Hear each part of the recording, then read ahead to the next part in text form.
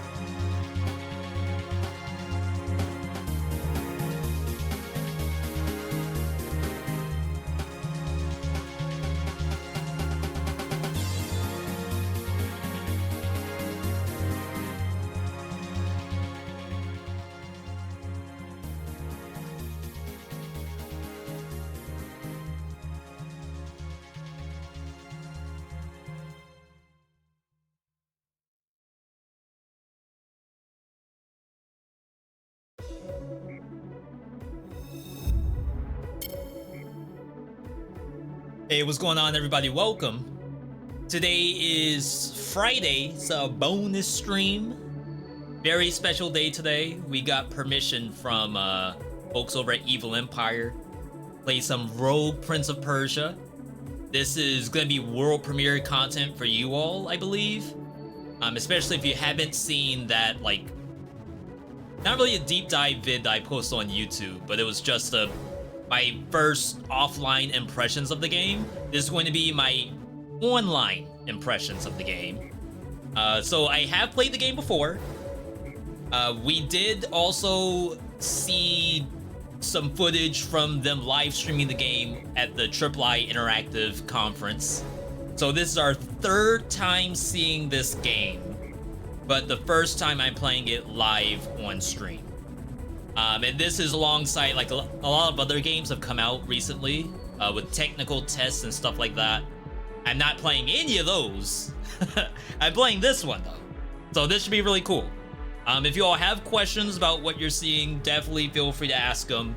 I'm not going to be a straight expert, but I'm at least going to be able to talk through how I feel about the game. For those who don't know, the game is made by Evil Empire. That's was the devs for Dead Cells after Motion Twin brought in that set of people. Like, they had people, they sort of like divested into two groups. The main Motion Twin staff, who was working on other projects, and then Evil Empire, who was going to take on the work of continuing development of Dead Cells, who then brought in people on their own to help do that. And that was pretty early on. I want to say right around Bad Seed. So Evil Empire had been at the helm for a couple years now. As you know, development for Dead Cells has ceased. So Evil Empire has been working on these other projects, such as Rogue Prince of Persia, and we're going to be seeing that today. Was I the only person that they hooked up? No, both Halion, Looter Die, and Esty were all playing the game today. I could have streamed this yesterday, but Thursdays are my day off, and I didn't want to break that, TBH. Not to say that I don't want to play Prince of Persia, but I also want to have a day off. So we aren't the first person to play this on Twitch. Let's hop over to the game, I think. How's everyone doing today? Hope you're having a good Friday thus far. I, for one, am excited to be on. I don't plan to be like a 7-day-a-week streamer, or 5-day-a-week, I should say, if you count the Saturday.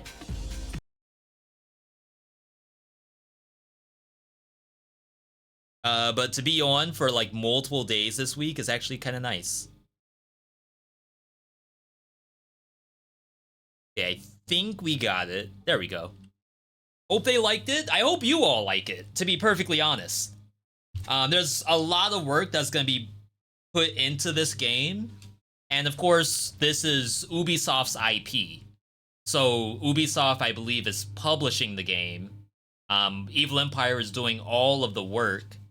But just like how we had with Return to Castlevania DLC, this is like all Evil Empire's doing, with just the IP holders who are also like watching. So it's gonna be a really cool thing where, depending on how stuff like this goes, perhaps this could be done with other games too. I think that'd be really exciting. I don't have any games on my list that I would love to see redone by like Dead Cells devs or something, but still, very cool idea. At the time, I was just a rash young prince, wanted to save the kingdom of Persia from the formidable Huns, who I should have never provoked. We also, keep in mind, Dead Cells never really had much story to it. And also, Dead Cells has no voice acting or anything like that. So, I mean, This is a first. And this is pre-alpha that you all are seeing. It's gonna be early access in May. I guess May is not that far. The prince found himself powerless against their shamanic magic. He woke up 3 nights later with his trusty bola around his neck. This is the story I'm going to tell you today. Should I have played the animated trailer? It'd be cool if they played the trailer right here. I might have that somewhere.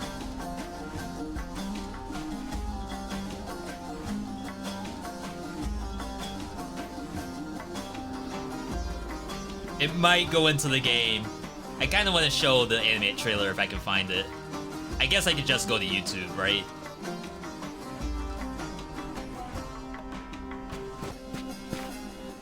I have to stop the Huns before they reach the city. Must stop them before they reach the town. Okay. I want to get that trailer. Because I think the animated trailer is what really sets off the pacing of this game.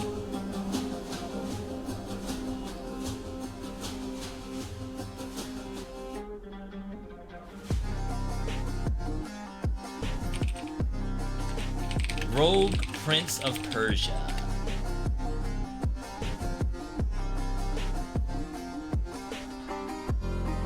I would like to get it from their actual...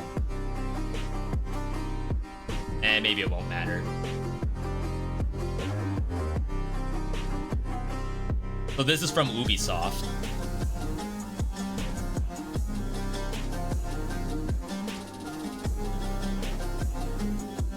Go over to Firefox.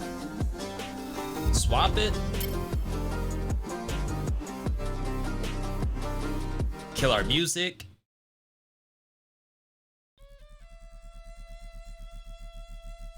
Okay. So showing you this to give you like a little bit, what's this, quality?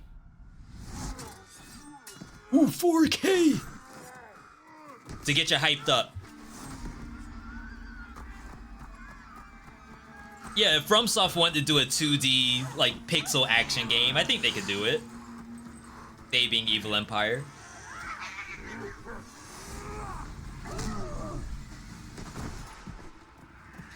What the cat doing?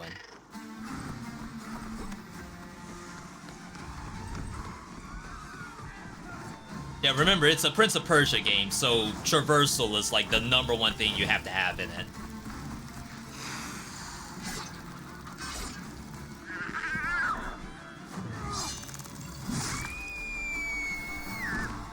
It's so funny, I have like the sound from this and the sound from the game in my headset right now. Music's really good.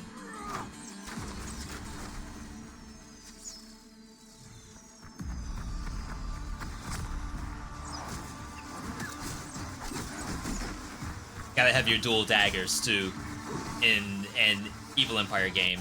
Your twin daggers.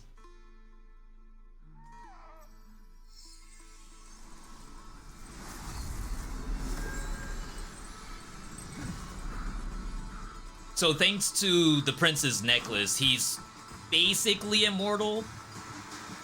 But I don't know, it's like, I think he goes back in time, really. But he recalls everything he's done.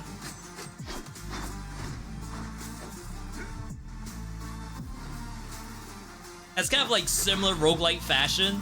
You need to figure out what's the angle. Like, what makes the character in whatever roguelike game you're playing be able to die and retry? Like, how does that happen? Wow, May 14th. That's extremely close. It's a lot closer than I expected. Okay, so that gets you pumped up. V, I saw the trailer. Now let me see some gameplay. Making sure the game's not too loud either. Oh, right, this is an analog stick game. So no double jumps in Prince of Persia. You have wall climbing. And the wall climbing is like a big part of the game.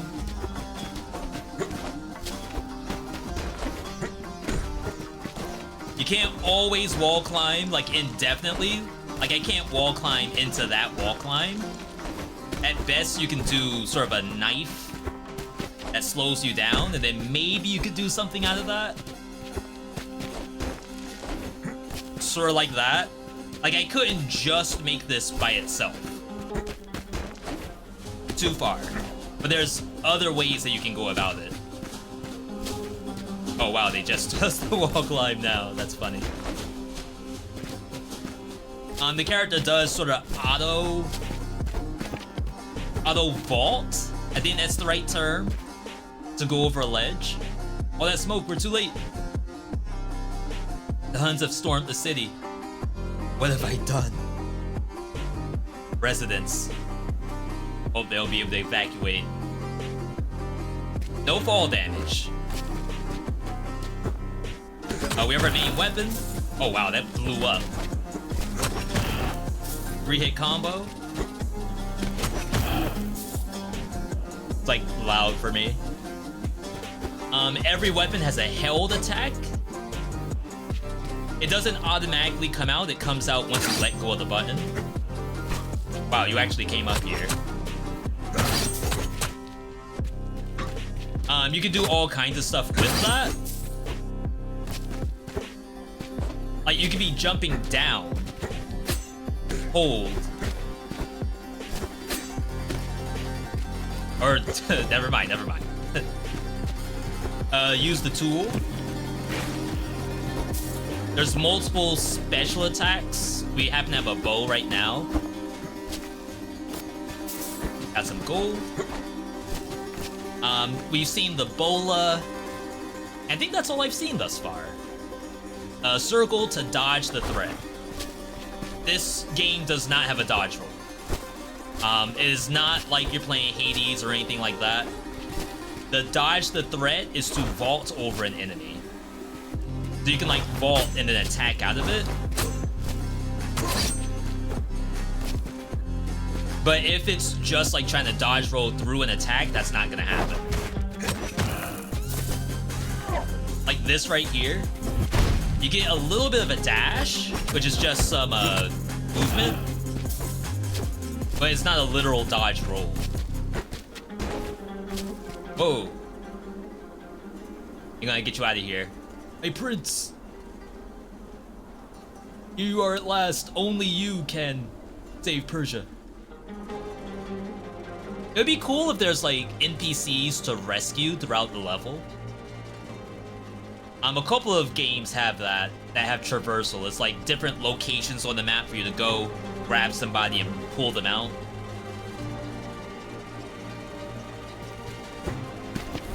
You can go directly upward. They haven't taught me how to kick yet. Oh, it's triangle button. I was about to say.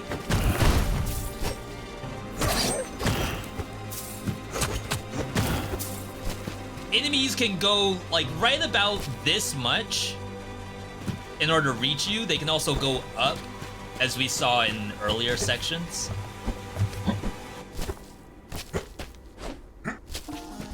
So even though you might be on like an upper area, you're not exactly safe. Unless it's really high up. Jeez, I keep forgetting triangle. The kick mechanic is extremely important. We'll get to a point where not everything can be kicked, and then some things you want to kick more than others. Like more than doing basic combat. Oh, what happened to your arm? There's shamanic magic has a gun. Rip? F's in the chat for random NPC. This game looks good. We're still waiting on the cursed update, but this also looks really good. Yeah, and the Dead Cells update not being out has nothing to do with... Well, okay, I guess I can't say it has nothing to do with this game at all. But from what we understand, the update could be out, but there's some kind of roadblock somewhere. And it seems like it might be from the Motion Twin side, because we've already seen from a tweet from them. They did like a FAQ, and in there, Motion Twin said the cursed update will be out as soon as we can manage to get it out. So I don't think this game really has anything to do with Dead Cells update being out or not. So that's probably an important thing to keep in mind.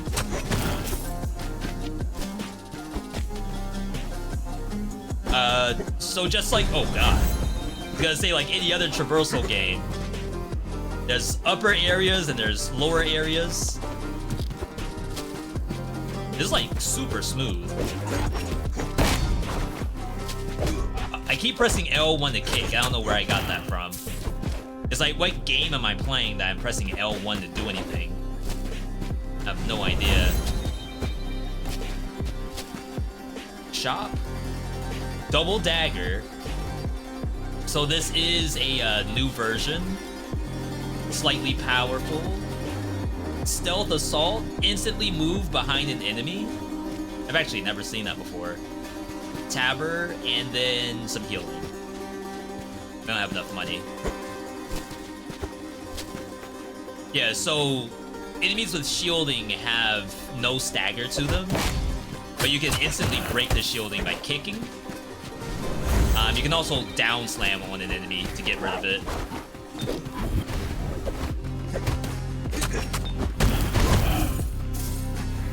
Ranged enemies suck in this game. Like, they're like really, really deadly for some reason. Alright, let's keep it going.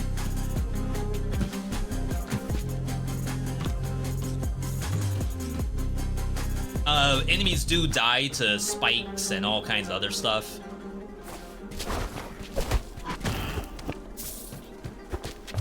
See, this range guy is just sitting here waiting, because he knew I was there.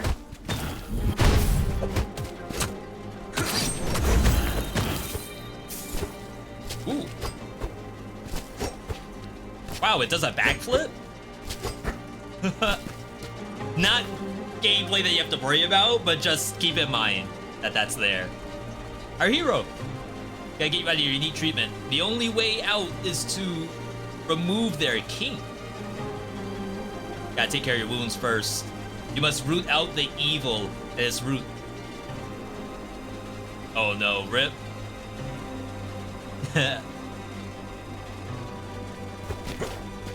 lot of people dying. This thing sucks. With blue health on that, the shielding, it's so hard to take out the armadillo. A lot of times I'll just shoot it. Yo, Marcy, good to see you.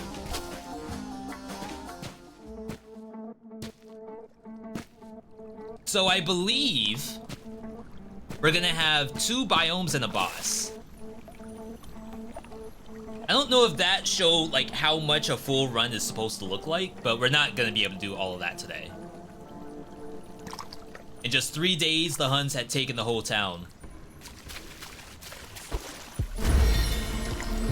Yeah, I'm sure optimization is gonna come once it's in early access. This is just a display demo for you all. I don't know why I struggle so much doing this specifically. There we go. The first time I saw this puzzle, so like I said, I have played this before. The first time I saw this puzzle, the way I did this was completely wrong. But it was something about the knife going downward. And then being able to jump out of that. Hopefully it hasn't been nerfed. Oh, okay. So like, there are 2 ways to do that. You can either go for the wall, the vertical wall, or you could use the backdrop, knife descend, and then jump onto the platform. Again, I don't know if that kind of stuff matters, but to me, that's sick. And that's because you can't do like multiple wall runs. Once you start a wall run, that's basically it.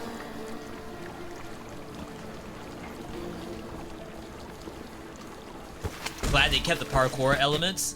Yeah, they could have easily just had this be a Prince of Persia action game.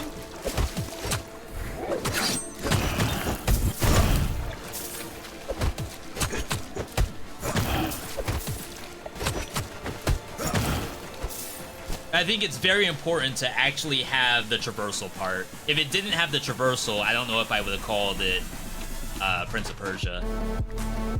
I'm gonna try VSync off for a second. Yeah, because it was like battling for FPS. Ooh! I'm surprised that hit me. This thing has to go.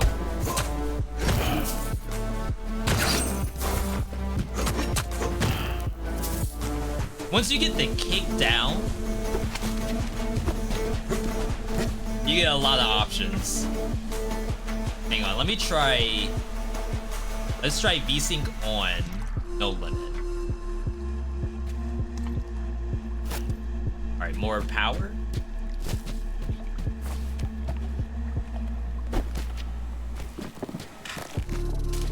There's lots of different ways to do traversal in a game like this too.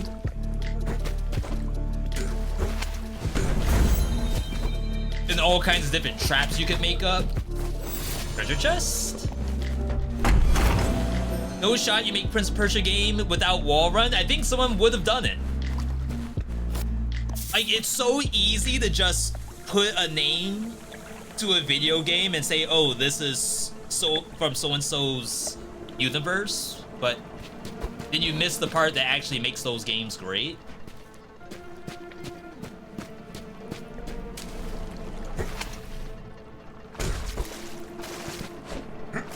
Uh-oh. Alright, I was about to say, no way they're gonna actually lock me out of that.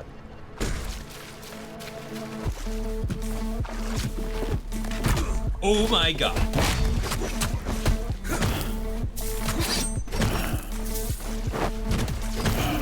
We could have actually really screwed up on that platform. You can't knock monsters off to their death.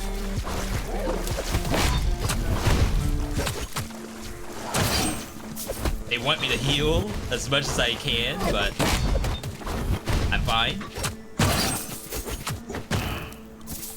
Alright, maybe now. Music's a cat jam. I don't remember what they described the music as. It was like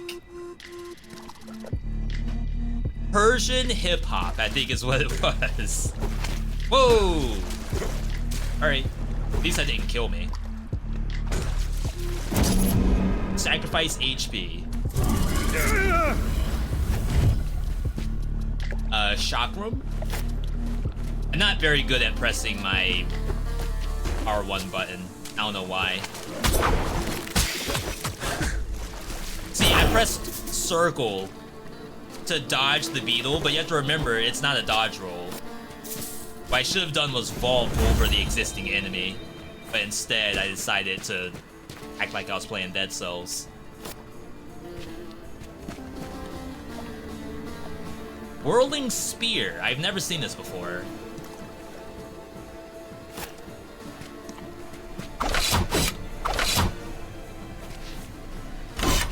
So it's like a stab?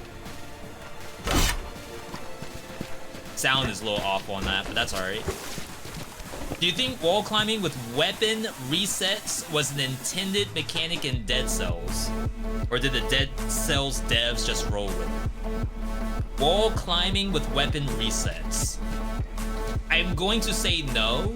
What the last thing it's referring to is like being able to infinitely climb up without losing momentum. What really is the question is like, what does it look like when it's working normally? Because if you think about, I don't want to say immersion-wise or physics-wise, if you think about it from a physics standpoint, like if you could just wall run, then like jump and then wall run again on the same wall, that doesn't really make a lot of sense. But at least with like the weapon reset, you can imagine like the character might stick the weapon in the wall and then like run a little bit more, stick, run, and that's not what's happening. And we're talking Dead Cells, by the way, not this game.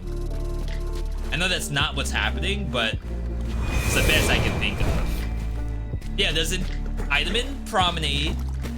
That's true, but if you were to just do the wall run without doing the, like, reset mechanic, it doesn't look very good. Okay. Oh my god. We gotta use this thing. Can I duck? Alright. Ducking, I did not know was a thing until just now. That's my bad.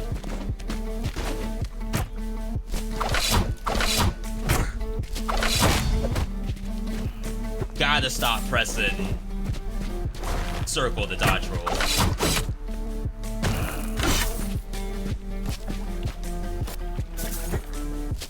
As I said, ranged enemies, probably the nastiest enemy in the game. I guess I could be jumping over their shots too.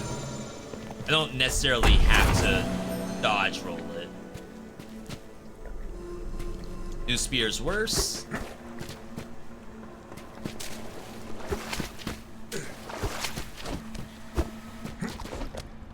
These kind of sections are really fun to me. I'm gonna actually go back.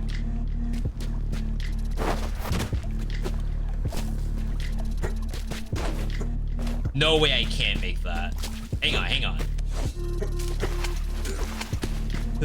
It's very important. Oh my god. Alright, fair.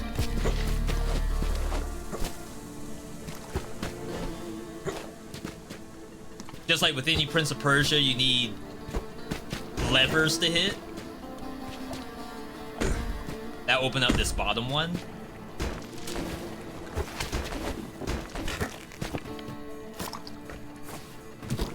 I like these kind of segments too. The idea that you're doing the platforming, you need to get the health before the platforms disappear. Okay, I think jumping is how you're supposed to counter those. Ooh, I should have waited.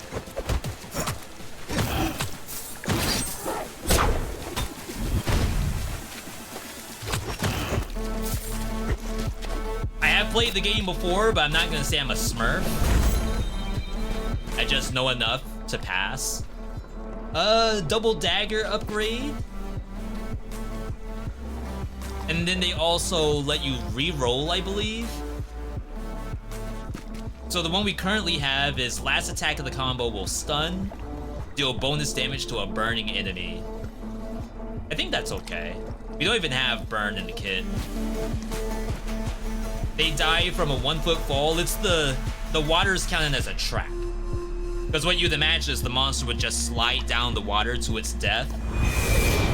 So just kill it on the spot. It's essentially the same thing is gonna happen.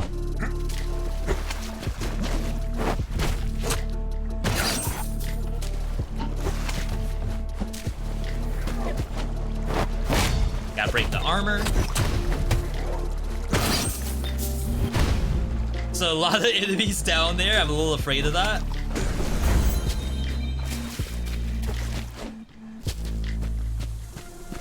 We're gonna end up dying here anyway. There's no way. Usually, like, I'm a little competitive in this boss fight, but there's no way. Feels like you're watching a cartoon. There's a little bit of an aesthetic in there. That's a thing for some games. You feel like you're playing a Saturday morning cartoon. Oh, beats?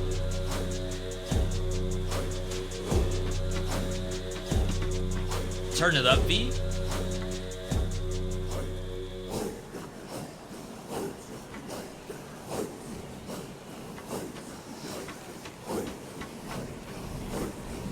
Okay.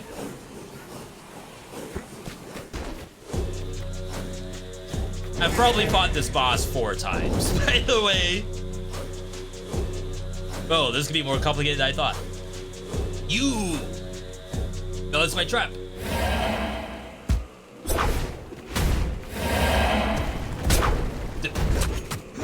I already forgot how to fight this thing. So you gotta use the backdrop. That's like the #1 thing to do in this game. Utilize that backdrop.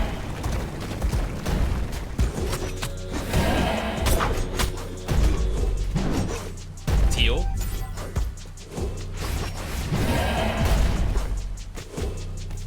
I don't believe you can vault over enemies like this.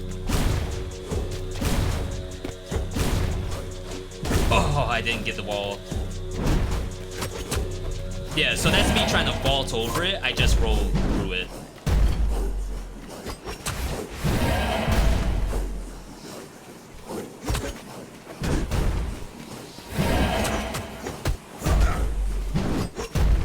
I think they do a pretty good job making you use the wall run mechanic.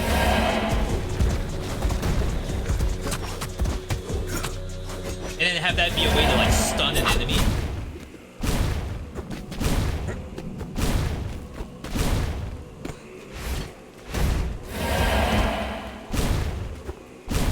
I know I was gonna get hit by that.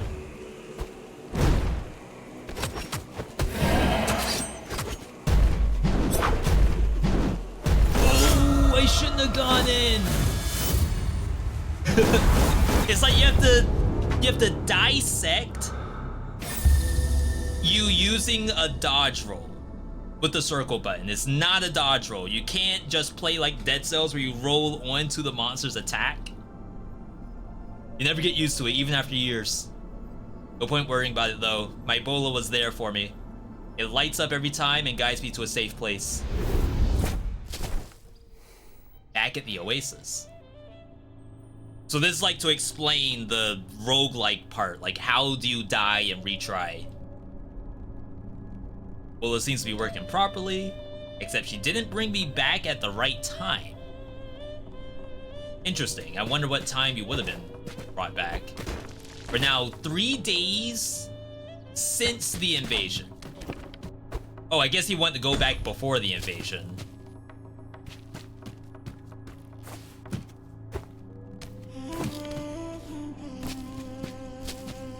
Alright, we got a training dummy. How many years did we wait for a training dummy in Dead Cells? And they get training dummies day 1? In Rogue Prince of Persia? That's messed up. Finally on your feet. You've been in bed for 3 days. My bullet failed to bring me back before the Hun invasion. That's interesting. I wonder how many times he's been brought back before the invasion. And like, this is the first time. They're gonna be alright? You look a bit lost. 3 days since the attack. Yes, they spared you. Fortunately, I arrived in time. Pull myself together and find a solution. Surely their king must be enjoying our palace by now. If I can defeat him, the Huns will be forced to surrender. See the state you're in after your first meeting? There's no time to give up, Sukra. I believe we don't have access to the blacksmith yet. We have to find that person, which I believe we'll find in this run right here. Yeah, he's still the prince. The prince was supposed to help everybody, but obviously it was too difficult. So the kingdom is essentially lost. But because the prince can't die, he's like stuck in this loop to try to find a solution. Yeah, so now there's probably no people.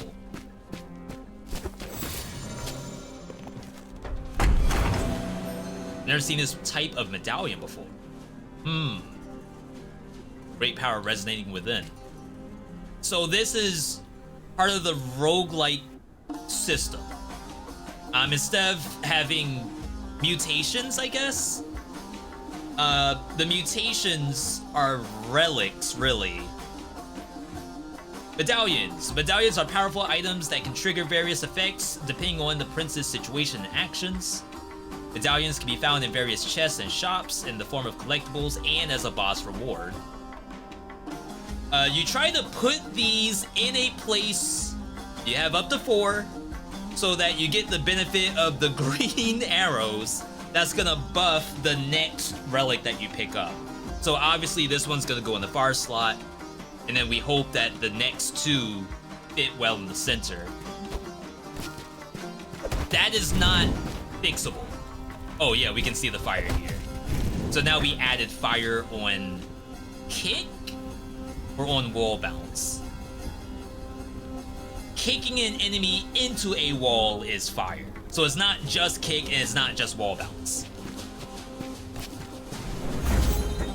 So like we've seen things that do bonus damage to enemies on fire, that's how you get your fire. Unless there's like equipment we don't know about.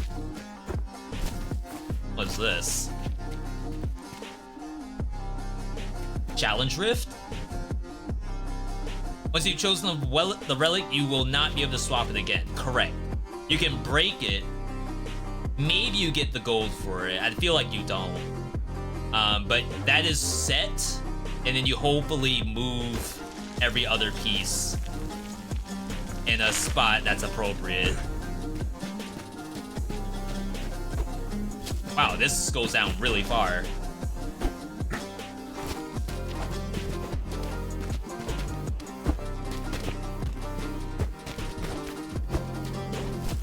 Speedrun? Speedruns for this should look really good.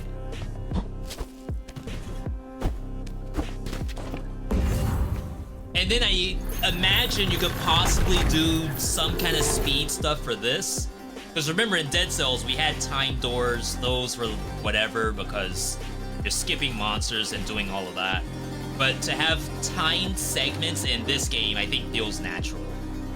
You can find equipment chests during your travels, contains new equipment, which can then be crafted at the Oasis. We got the spear. This is a different spear. It's a yeetable. Wait, I have to pick it up?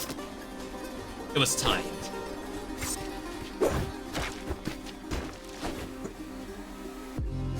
Oh no. Alright, you all didn't see that. I don't know if something like that is nerfable, but I know that's a mechanic that you can do as of right now. I don't know if it's gonna stay in the game forever. Just to say that, I don't know.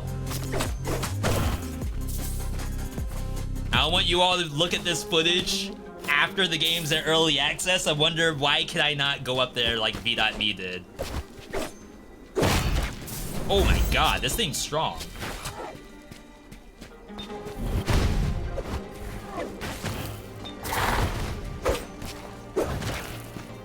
Alright. Oof. So there are enemies that will perch on platforms, preventing you from going up there. I think even if you get close, they swipe you right away.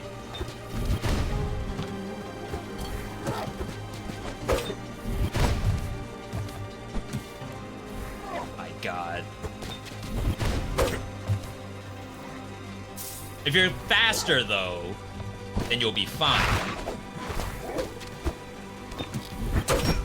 Or not. Or not.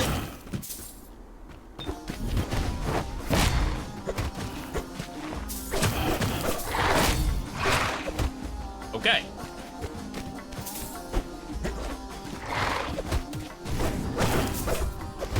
You can kick in the air, too. I know I'm not doing that enough. Is there a parry? I think there's a parry weapon. I know I don't have it right now.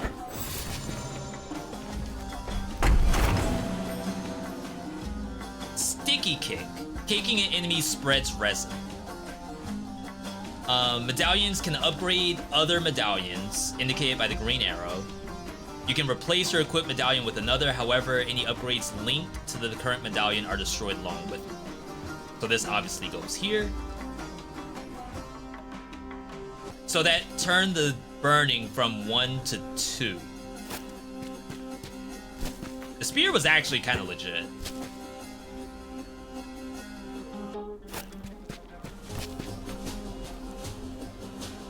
I'm gonna heal myself while we're at it. I don't think it aims upward. Really?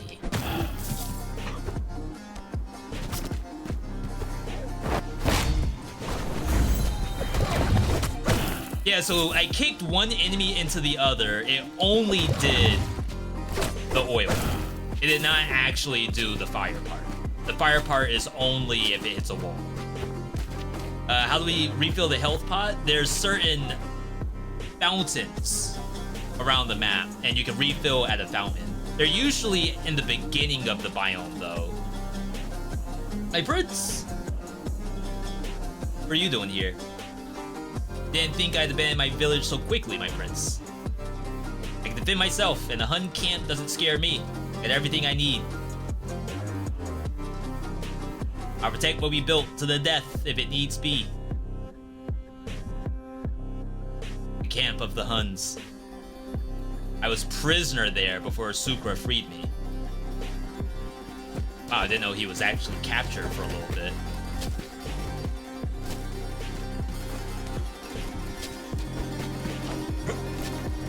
Okay, so here's some healing. It's not a health pot, but it's at least a little bit of something.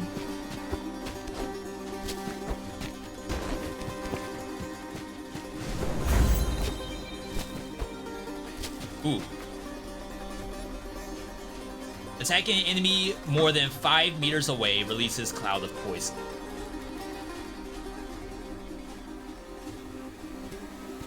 I'm usually not this lucky when it comes to having the different things upgrade each other.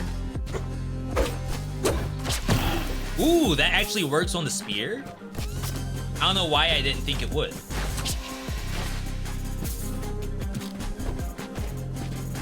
There is a lower area. The spear does have some aim tech to it. We have no recycle, by the way. Performing a dive attack hurls daggers at nearby enemies. So that's a lot different than what we've seen before. That's like a new thing to do. If we do a down slam and there's enemies nearby, can I down slam this? No, absolutely not. Oh, you can see the combination of the fire with the resin.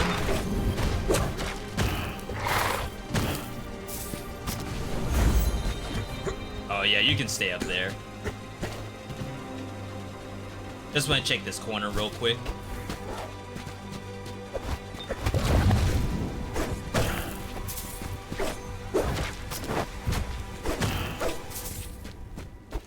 I don't know if I saw the dagger when that down slam.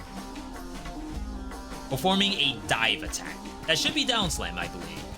Is gold the only incentive to kill all the enemies? Well, I'm only in like the second run for today. As of like when I first played the game, that was the only incentive, besides them like being very strong and could possibly kill you. There are flying enemies. The flying enemies are going to continue to chase after you.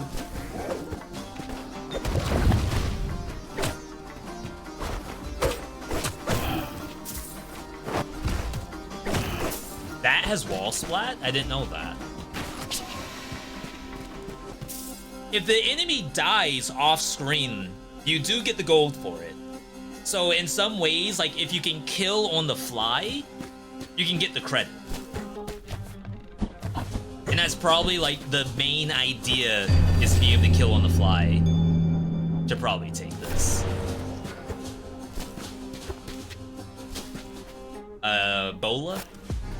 Chakra. I don't know why I want to call that a bola.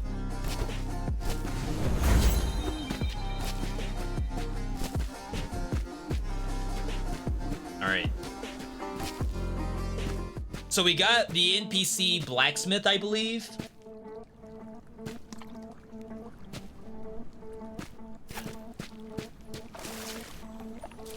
New area should give us a health pot. 4th day afternoon. I wonder if that's gonna be something later.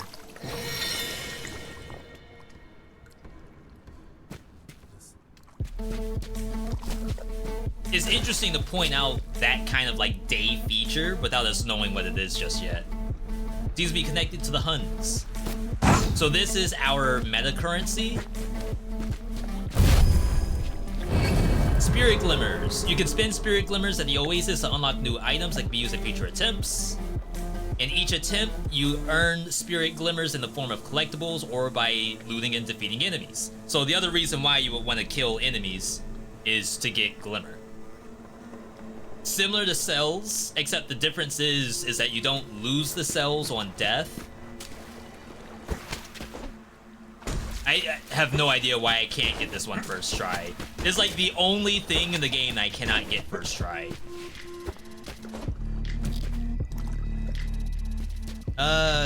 Yes, actually.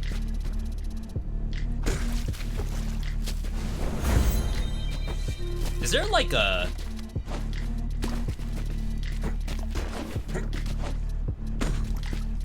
I'm trying to see if I can soften the landing. Can you? Like if you time the circle? I don't know if you can. And I guess attacking is the same thing as hard slamming down too. Ooh.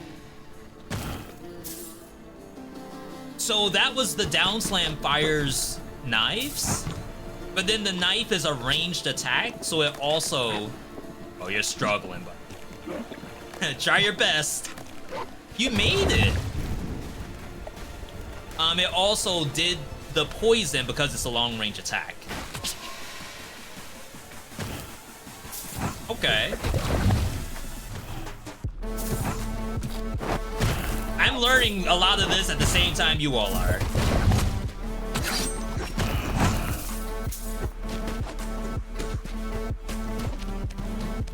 Okay.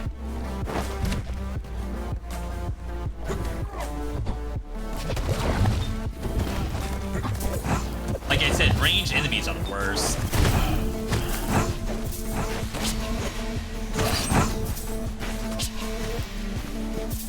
Yeah, even if you can simply do that, I think it's worth it to do it.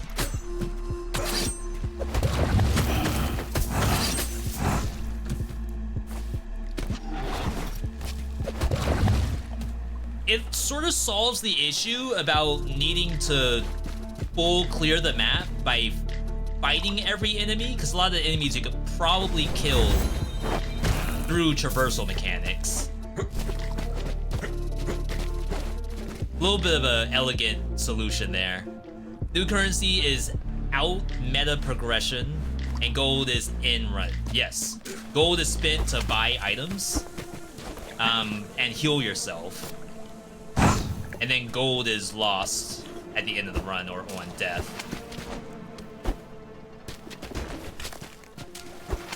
Grab this.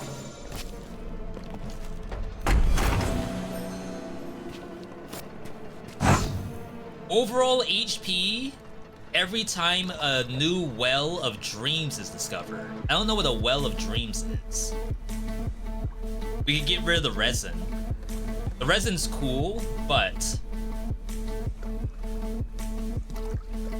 max HP is cooler, right?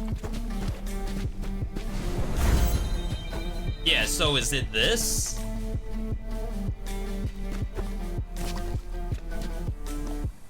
Oh, crap. That's interesting. So you can't make this wall jump. Yeah, it's that, giving me max HP. Do I want to go down there? I don't know if I want to go down here or not. Now I feel like I should.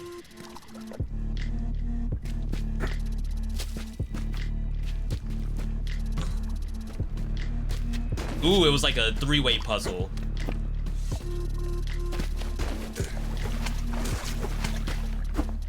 Please! Alright, we're fine, we're fine.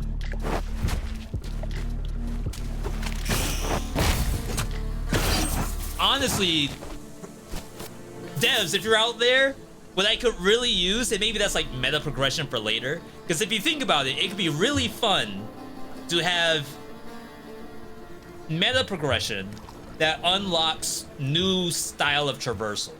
So like, yeah, we have the Dead Cells stuff where here's combat, HP, new unlockable weapons and ranged attacks, all that stuff. Like, that's cool and all, but meta progression where I could unlock a roll on the ground to keep momentum. You go even further beyond that, where it's like, if you roll on the ground, then your next attack gets a bonus damage or something. I don't know, I'm just making stuff up. But I'm so used to playing Dead Cells, doing the down slam and then roll out of it. If you could like teach the player to do that, that sounds like so much fun. We'll level up. Couple times. Make it 3. I didn't know I was that stacked on money. Oh, I like the teleport. Wait, there's different teleports. Wait, that's 3. Okay, there's at least 3 different teleport animations. Wow, I didn't know I wanted that.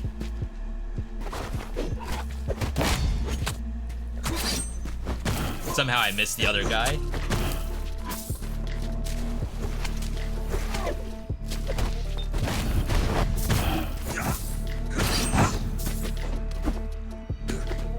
Not smurfing, by the way. Ooh, I like kicked on the way up. The traversal. I don't know if that was supposed to happen that way.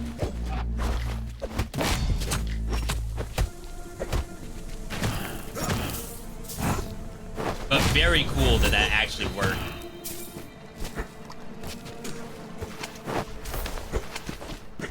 Alright. I want the belt to do the Legend of Tianding. Is that the Marvel movie? Is that Shang-Chi?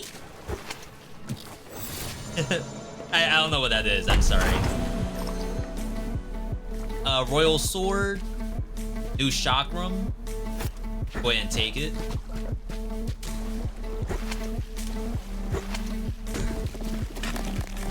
Someone died right there. I don't know how.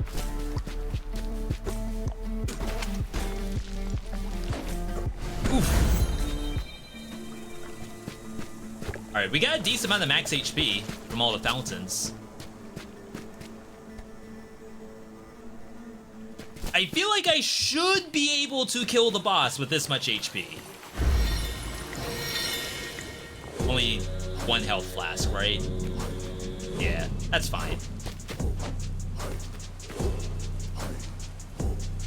Legend of Tianding is a side-scrolling action game about Liao Tianding and the legendary Taiwanese folk hero. Never heard of that one, but it actually sounds like it's my jam. I don't know why, I've been watching Sfu lately, just like on YouTube. I don't know why, it's like so fun to see people play through action games like this.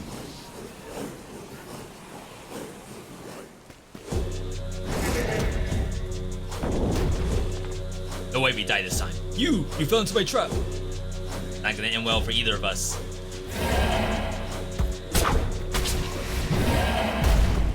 Did I learn anything? Okay, I learned very little.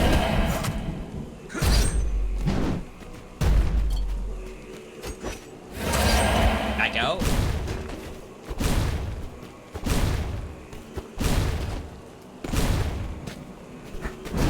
Dang.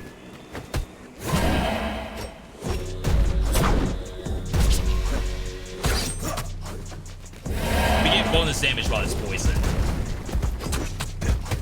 The hitboxes are pretty tight in this.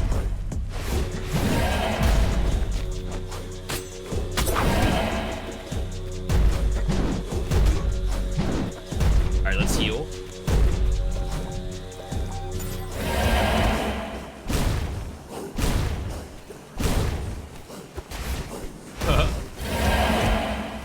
I don't know why I cannot do these jumps properly.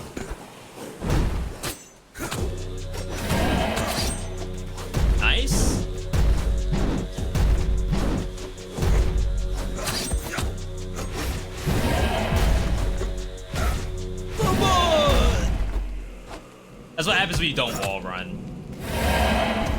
It's like just always wall run.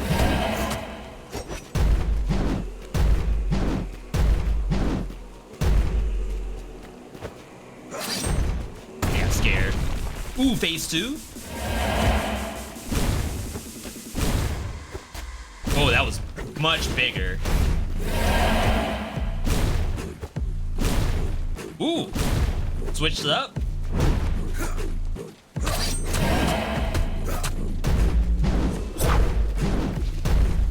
Kinda wish I had the arrow.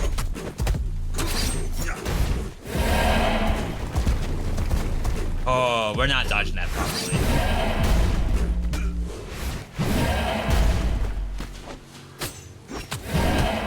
Back out.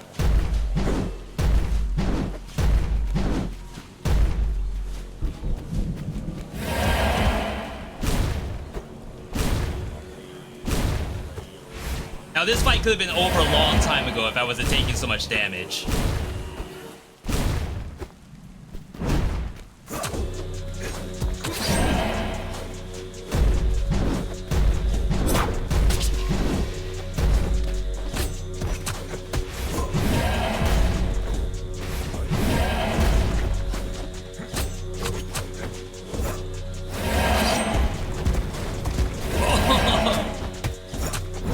Oh my god, that kills. I should have got hit by that last attack.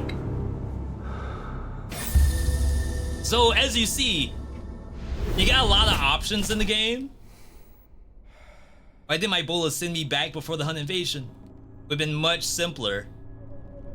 Thing has a mind of its own. Crap! It was like 10 HP and I died. Alright. We have this though. Sukra's Forge. You can spin spirit glimmers to have Sukra craft new weapons and bolts and tools. The unlocked equipment can be found and equipped during future attempts. So different in Dead Cells. In Dead Cells, you have to find the blueprint, then bring it back, assuming you don't die in the process. Here, we can see equipment in the blacksmith, and then spin the credits on them. I remember they said they're gonna add a way for you to be able to see how many points you have that's not here in the demo. We only have 5, which is like nothing. We can also choose which weapon to start off with. I haven't seen this yet. Oh, at least I thought that's what this was. Alright, my bad, my bad. Or it could be something we don't have yet. Hey, you're... Sukra, look what I found. What? How did you? The Huns make these. It's Glimmer. It was the source of their power? Interesting. Think we can use it? Besides, you're the best smith I know. Smartest and most skillful, too. Alright, alright. Save your praises for later. Give me that. Few ideas already, meet me below. Okay, so that's what we already saw. I don't have the currency to do it, because I only have 5 somehow. Alright, let's go back in. I'm excited. Again, this is only an early access demo. Not even early access, this is pre-alpha, really. Early access is 3 weeks away, I think.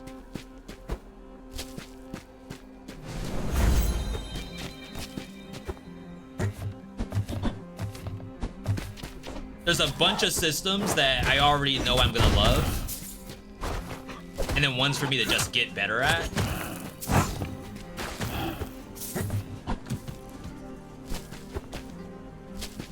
Get that. I don't know how their procedural generation is gonna work.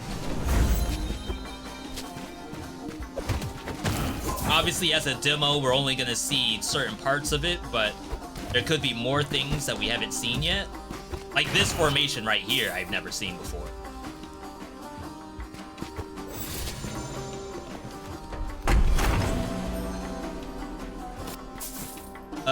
New daggers. How far does demo go, I believe it stops at the boss. The Minotaur.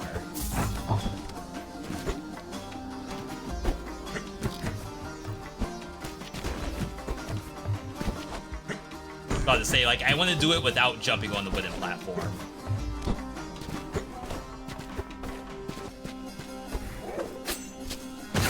Yeah, so you can hold square out of that. Maybe I just didn't see the tutorials. They didn't let me do it. Thank you. Blue enemy down there. Hey, Prince! What? Everything good on your end? Well, yeah. Not let these miserable Huns get in the way of a good night's sleep. I mean, we're going back to the same point every time. So it's like, Azadeh is always gonna be here. Unless something changes in the timeline, then we might be in trouble.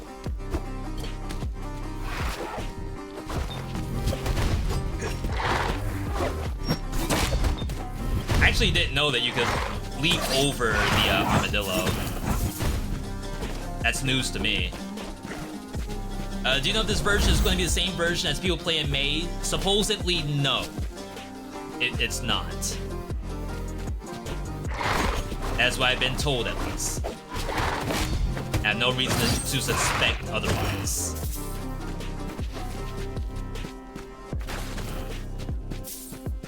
$242. Run along the wall above a marked enemy to set fire to the area. It's interesting.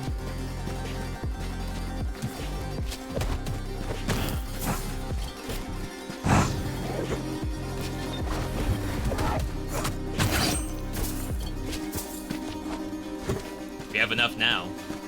Yo, Shadow, good to see you. Daydream, good to see you as well. So we mark enemies with the charge attack. Dead Cells Prince of Pog. Alright. I mean, I guess it's more so for bosses.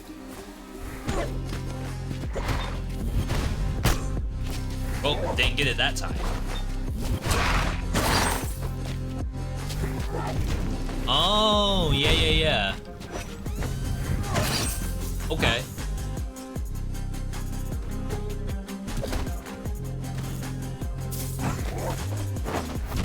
Did not mean to go down here, but works out.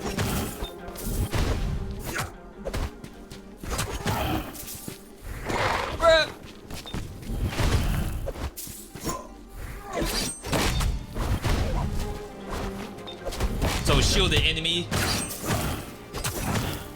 We want to kick into the other one. Read some comments on the reveal trailer, and some people hate the art style, whereas I love it. Yeah, there's gonna be people who hate anything that other people like. Breaking enemy shield to spread resin. That's not to say that, like, anyone's wrong in hating certain stuff. I'm sure there's some exceptions, like obviously if you hate things for the wrong reasons, but I think there's a lot of people who probably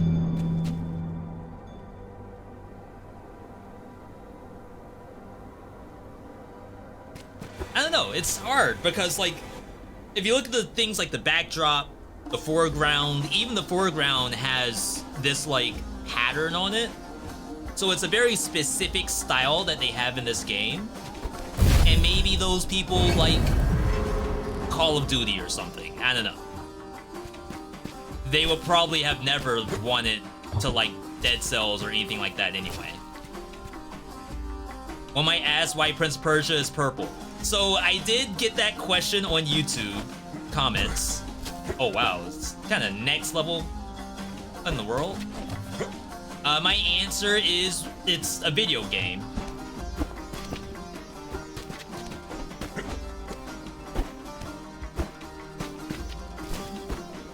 So I think in that regard, like, it's probably... Oh god, why am I getting destroyed? Why am I boosted?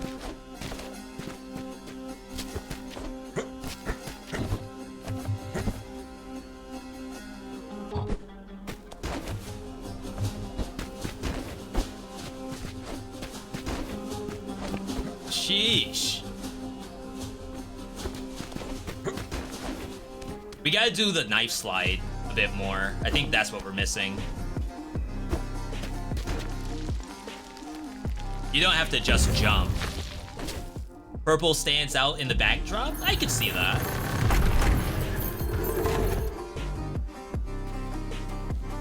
Can now be crafted at the Oasis. Stun toxic shot, kicking an enemy into another releases a cloud.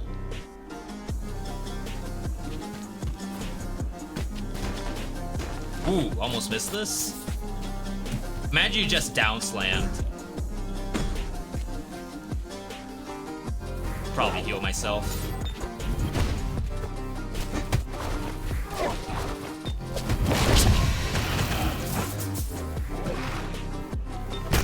Yeah, you cannot just circle over the armadillo. I must have just gotten lucky.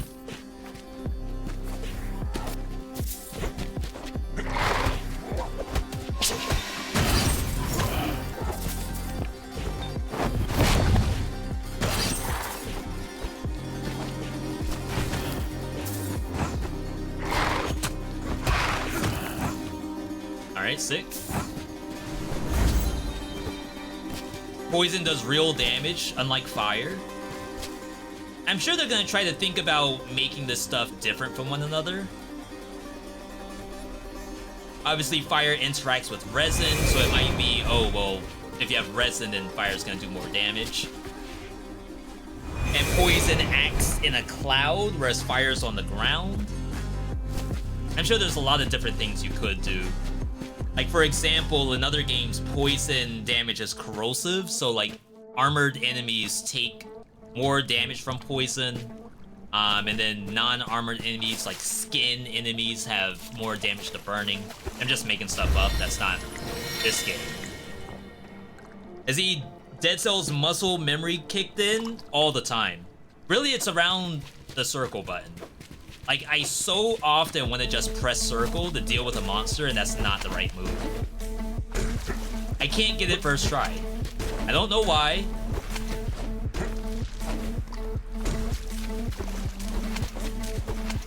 Jeez. Okay. There we go. Gotta use the knife.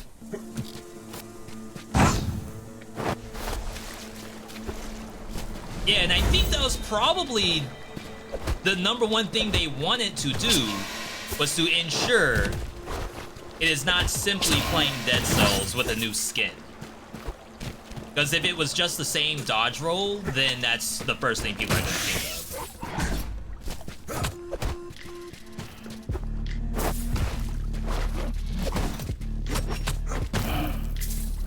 Oh wow, I almost went straight into that.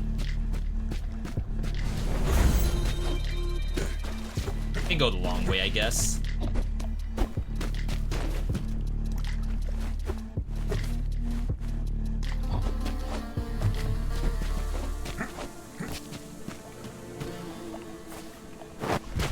So this was the one below me.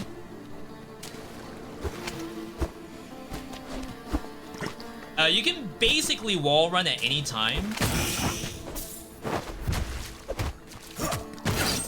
You aren't limited to just do it like at the height of your momentum. You can press it almost whenever you want.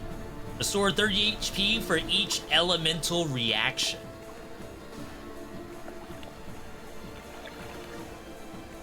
That seems strong.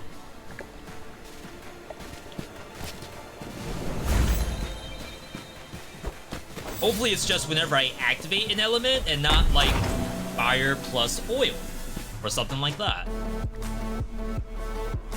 Oh, we haven't tried this yet.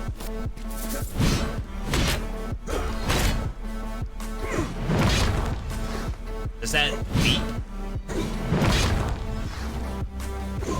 Wow, imagine landing that on the boss. Holy crap.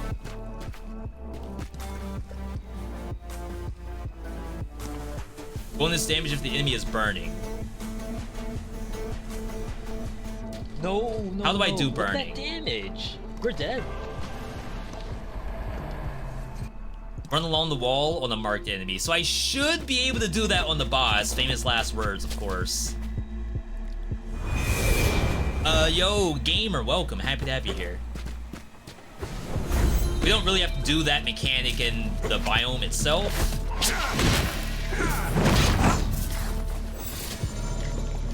But really good thing to keep in mind. Performing an acrobatic dodge on a marked enemy releases poison cloud nearby. I'm gonna take it only because of the buff. I'm probably not gonna ever get the bonus. If I mark anything with this weapon, it's gonna die, I'm pretty sure.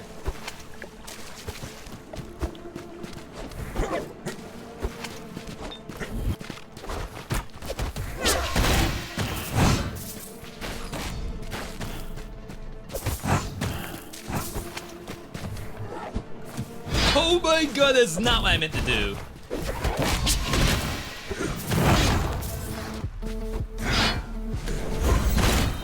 Oh my god, this thing's so strong. Sack HP.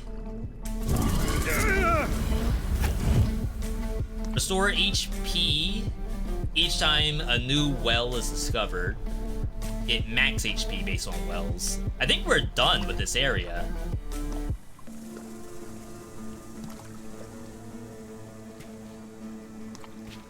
Guess I may as well get the max one.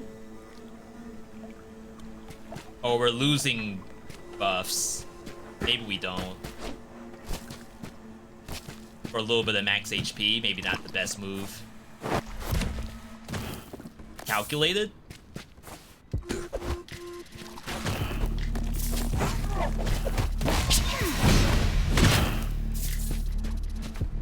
Okay. Oh, still almost messed that up.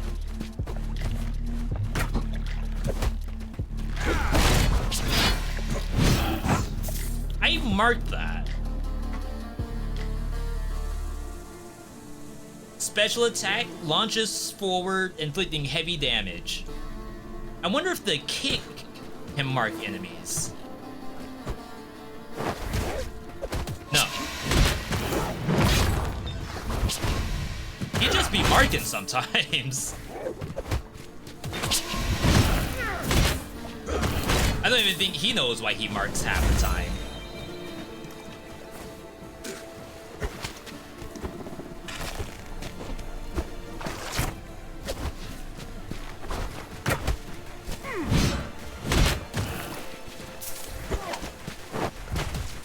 Don't go over there.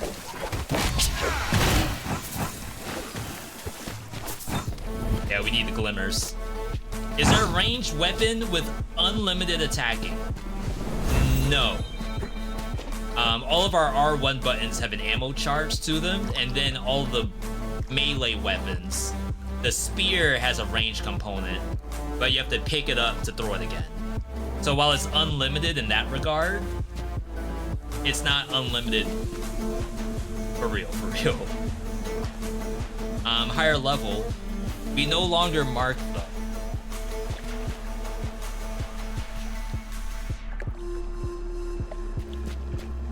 I guess you do this. I feel like we're getting close to the end of the map, so I'd rather not blow my money. And I don't want to get the shock room. I want to try fighting against the boss with the bow. Because I don't think we were getting a lot of damage from shock room. I kept missing. Rip.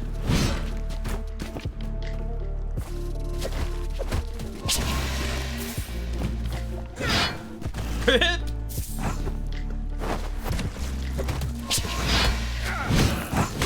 Things are in the Matrix right now. They're dodging all my freaking stuff. Like, what in the world? They're seeing the future.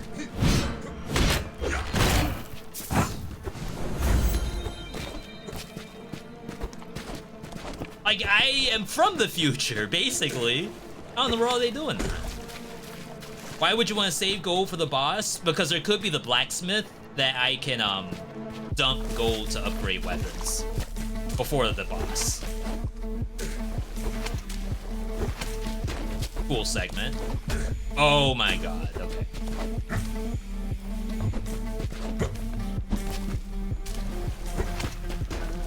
Yeah, use the knife.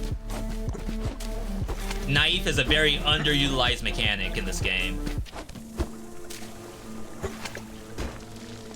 And for all we know, the game's balanced around using it. Actually, the wall ran.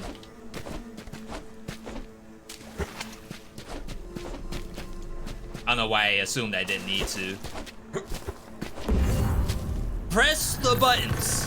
Another very important detail. Don't think that you can just do whatever you want. Slicing kick can now be crafted at the Oasis.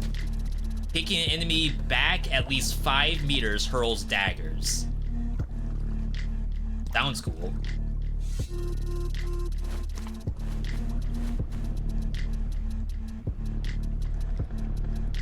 We know we're not using... That's our health restore. Is that working? Restore 50 HP on poison and fire, assuming that's what it is.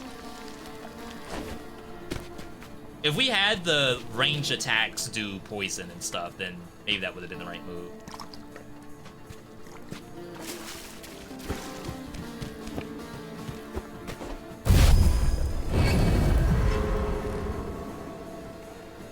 Spirit glimmers sent to Oasis. Oh, are we? Oh, so there's spots on the map where the glimmers we've picked up can be locked in. I think that's what that means. I just know I had died and didn't lose them, but I think that must have been because I locked them in already. Alright, no blacksmith on this map? Unless it's here. Yeah. Okay, so this is why I wanted to save our gold.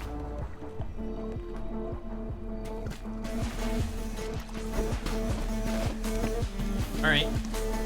Yeah, the checkpoints even have animations when he jumps in and leaps out. It's really, really nice. Like, just little details like that are so cool to me.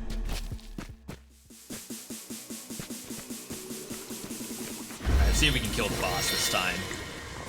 No messing around. I have less max HP, but I think we have more damage if I can do the mark and the wall run. We need to do both of those.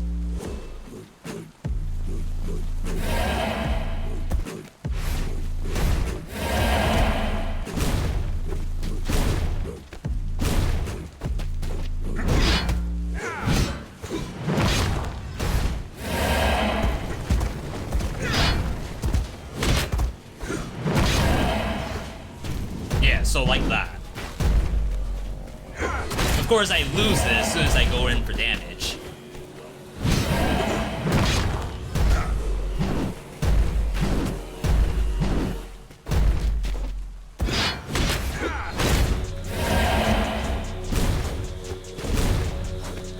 I was gonna say I'm doing this from max range.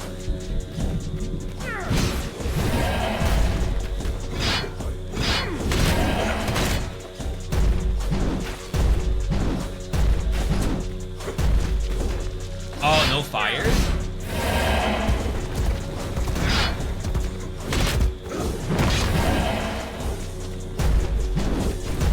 Okay, we got it that time. Alright, phase 2.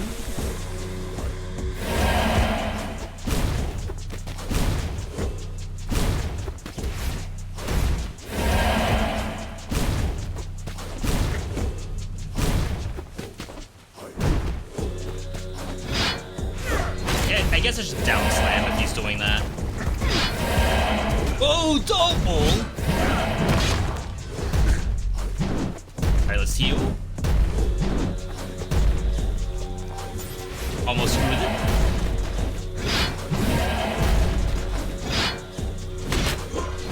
Oh my god, none of those hit.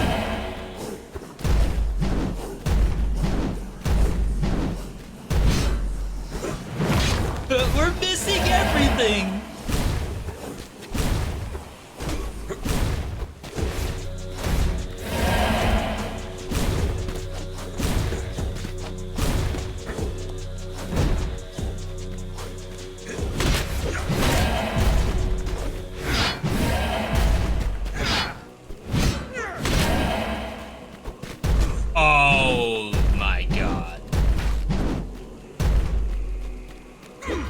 I'm so afraid to commit. Dude, it's so much faster.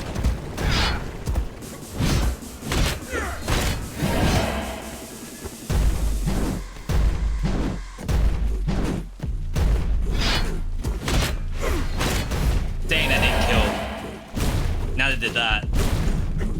We have one more. Wasted it. 1 HP. Oh my god. Jeez. It didn't escape on my own, if you really want to know. Possible. We searched the entire... Oh my god. 1 HP. I just couldn't land a single hit. I think there were some moments where the boss was like gonna jump away, so he's already invulnerable during the jump.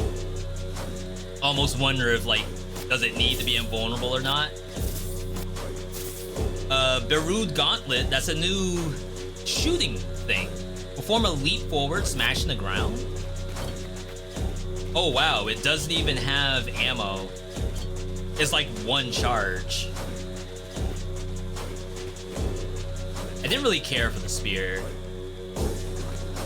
This should be the end of the demo, I would think. Tower of Oblivion. Congratulations, you reached the end of the demo. More content will be available in early access. Before that, you can still continue to play, testing new weapons and medallion combinations. Don't hesitate to join the Discord and share your thoughts with the rest of the community. This is also, of course, on Steam. If you haven't already, you can wishlist the game. Devs love when you wishlist their games. That was cool. I'm glad we were able to beat the boss because, honestly, I would be really upset if I died again. Especially at 1 HP, like, no way. How much is this game like Dead Cells? I mean, as a 2D action game, where your weapon dictates how you play, kinda, I'd say that's as far as it goes. Dead Cells, of course, doesn't have the traversal that this game does. Dead Cells has a dodge roll. This game does not have a dodge roll. It just has a vault over enemy attacks, so you a lot more emphasis on jumping in this game. Dead Cells also has skills on cooldown, so it incentivizes this use every button before you die kind of gameplay. Whereas this game does not have that. This game is a lot more methodical, I'd say, than Dead Cells is. There's also, of course, the fact that we're only playing a demo, so there could be a lot more stuff that's gonna happen that we don't know about. Let's talk over here. Hey, you're finally up. I don't have time. Oh, time? Like someone got alongside the bed. It's just that make too much noise. Someone set up a camp nearby while you're recovering. So we added another NPC. Go see for yourself. Not just talking nonsense over here. Yeah, how did we get a new person? I've crossed mountains and forests to reach you, leaving my homeland far behind. Yeah, that's... because if you think about it, we're stuck in a time loop, so how in the world is this person here? Oh, we're never gonna know. Don't worry, Prince. Just let me rest a while and I'll be ready to answer all your questions. I don't see any weapons, nor hatred in your voice. Of course, now I'll even have a surprise for you. Very well. Get yourself up, I'll be back soon. This is like the dev right here. That's pretty funny. Well, no dodge? How do you dodge things? So there's a vault in this game. Let's say this monster's preparing an attack for me. If you press the circle button, you will vault over it. You do have iframes during the vault. But this is the extent. Like, I can't do that if I don't have an enemy in front of me. I can't just vault from nothing. So in the boss fight we just had, you cannot vault the boss at all. It's too big to vault over. So instead, we were doing a lot of wall running because it had a backdrop. Unfortunately, in phase 2, a bunch of the backdrop is destroyed, so you can only wall run on a certain section of it. But we're utilizing the boss's big body to like try to just sort of like run to the opposite side and do combat. And then if we can't, then we have to wall run as a way to get out. Alright. So we have some new weapons. Darude's Gauntlet. And then Broadsword.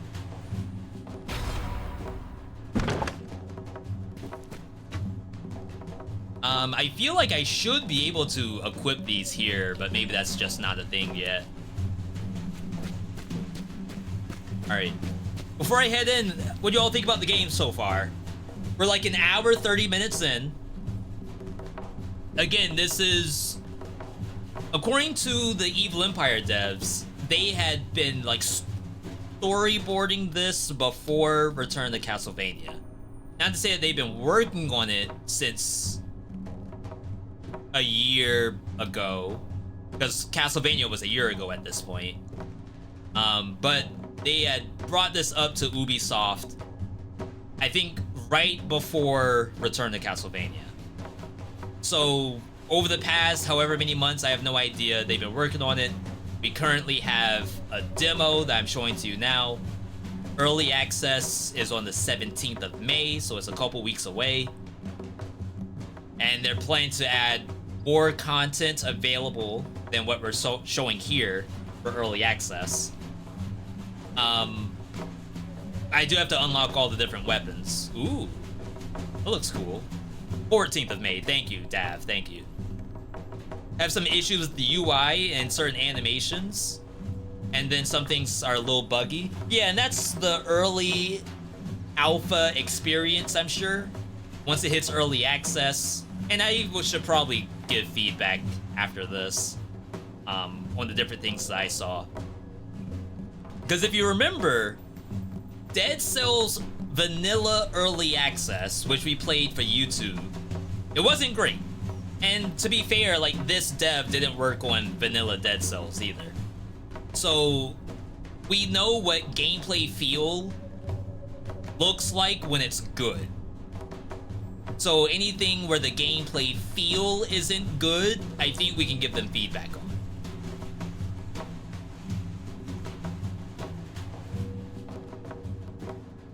Yo, Dav, please give us all the feedback you can. We need to make it a great game. Well, happy to have you here if you're part of the dev team. We were just saying that this is early alpha, not even early access. So we have a lot of time to give feedback. And by a lot of time, I mean like a couple weeks. So right now, my biggest things are waiting to see what the meta progression is gonna look like. If the meta is only in regards to unlocking weapons, I assume that's not gonna be the case. I assume there's gonna be a lot of things to use your glimmer on. So half the game to me is dependent on what that meta is going to look like. Especially for a Prince of Persia game, will it be traversal? Will it be different kinds of fancy flips? Or different kinds of attacks, not just adding a new weapon? And then for what we know exists already, some people were talking about, like, graphically there could be enhancements on some of the icons and stuff like that. I think all of that's fair. I think I have to hop into a run here. I don't know what the procedural generation is gonna be like either, as it's just a demo. Like, I've seen pretty much most of the tiles that are available. If it's tiles that are put together, for all we know, it's not procedural in that sense. But if it is, and the different tiles that make up a single biome, I don't know how those are going to be different from run to run. I hope that it has a lot of different variety to it. Just in the demo, we're not gonna know that. As you said, at the end is an early access, and we'll be adding and iterating a lot during that. Yeah, and I'm gonna try to give as much feedback as I can. For those who know my own stuff, like, I play a lot of early access games, probably too many. So it would be nice to, if I have an issue with something, you know what, speak up on it. Don't just leave the dev and the community guessing on what you think might be an actual good idea or improvement. We never figured out how to heal on the elemental combination. To be fair, I wasn't paying attention enough. But you're right, it did end up being where I questioned, what does elemental activation mean? I thought it was just gonna be poison on hit. Very interesting to do. Very easy to do as well. I didn't realize I had spear. Oh, dab, this is one. That sound is off sync. Right there. If you hold, release, it's just out of sync. That's not like, it's not game breaking, but that's low-hanging fruit. If I were a junior dev and that's all I got on my desk to work on, oh my god, what a great day that is. Kicking marked enemies sets fire to the area. And spear does its mark by hitting with the tip.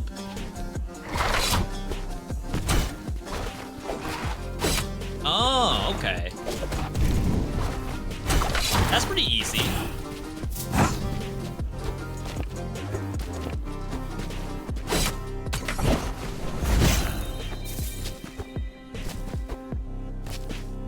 New weapon, broadsword, marks enemies in the air.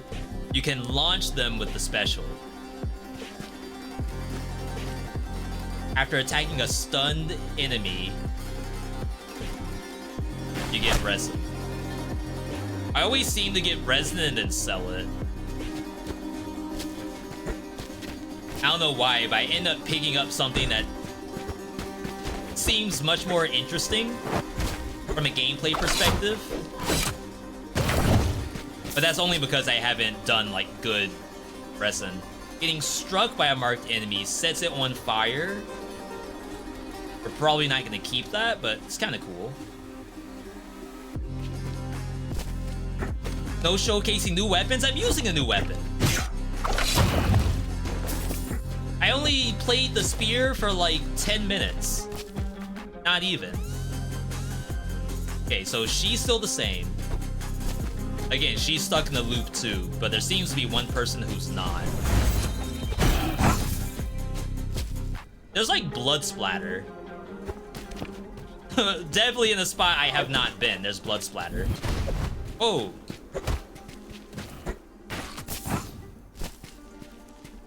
See if we can get those gauntlets. The other thing is, looked like I could equip new weapons before I start the run, but whatever that screen was that showed the weapons didn't allow me to equip them.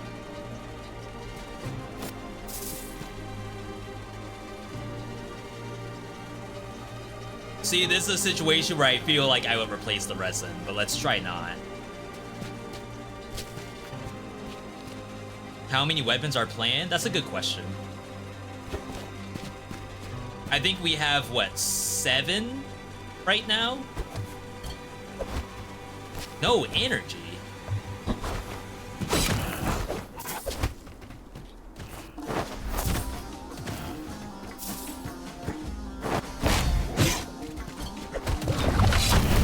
Okay, that's the resin.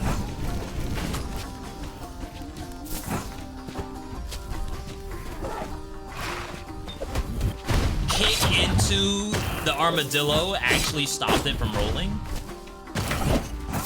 I like it, I like it. I mean, weapons were in Dead Cells 1.0. I mean, it's kind of hard to compare 1.0 to a demo. But if we use that as the baseline of how many weapons there should be, it's quite a bit. I don't have a number. Dang. Oh my god, I knew I should have taken care of that monster first.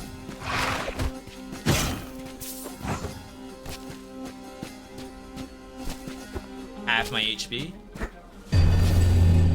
How many weapons were in first early access iteration? Basically, Wolf Trap, Broadsword. I'm trying to think of the stuff that's in a very first run of the game. So of the different skills, there were probably 3 per color. But then stuff like Tonic. Tonic was in there extremely early. And like, does Tonic really do anything for you? Like at that stage of the game, maybe not. There were 50 items, according to the wiki, in base Dead Cells. Early access though, basically before we had stuff after Concierge. Because like early access day 1 only went up to Concierge really. And a little bit of Stilt Village. It would have to be every unlock after that was not available.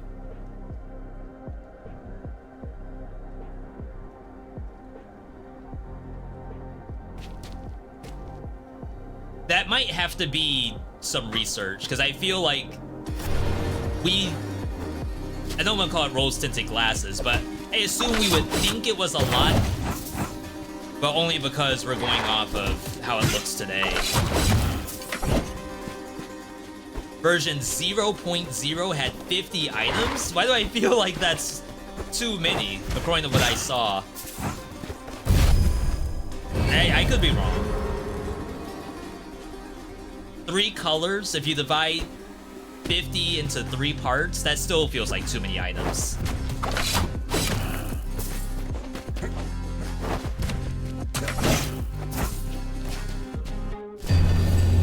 Overall HP increase when you get a new well. We'll put it here because we're not using that thing. It's like when you get hit, enemies burn, which I don't think is required.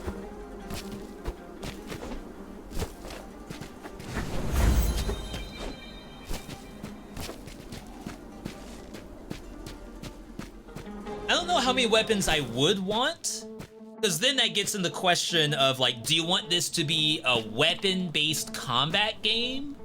Or do you want to keep this as a Prince of Persia style game? If you think about every other Prince of Persia, like Sands of Time and it's the game after that. I always want to say Lost Crown, but that's the one that's out now. But those games, you don't really have a ton. I actually didn't get up there. You don't have a ton of weapons. You have your one, right? And then maybe some different special attacks to do with that weapon. Personally, I would almost hate for them to get into the trap of like having all these weapons, but then the substance of the Prince of Persia is lost. If that makes sense.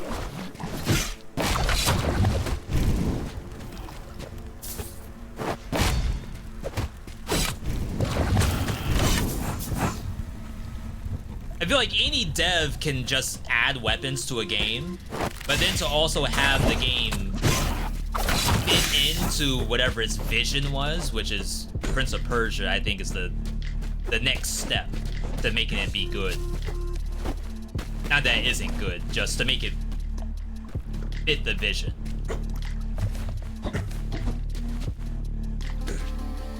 Sequence skip?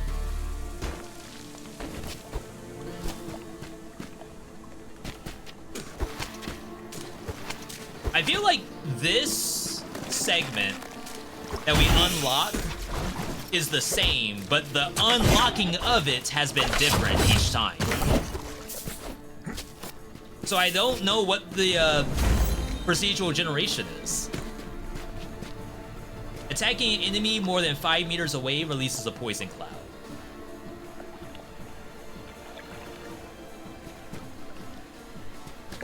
Let's try not. I think we're gonna be like pretty up close and personal. No teleport! Oh my god, did we screw up? The levers will eventually have animations. Oh yes, there's some stuff in here that's definitely, not to call it a placeholder, but it's waiting on its quality pass. Okay, I apparently missed that. Gameplay feel first, quality pass once early access is happening.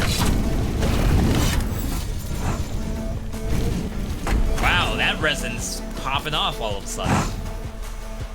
Bonus damage if the enemy is in resin. If the resin's ignited by fire, are they still in resin?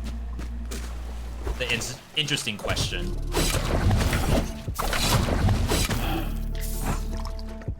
And how does one get resin? By attacking a stunned enemy. So I'm not gonna be able to stun the boss. We're gonna have to find a different source of resin before we get to the boss.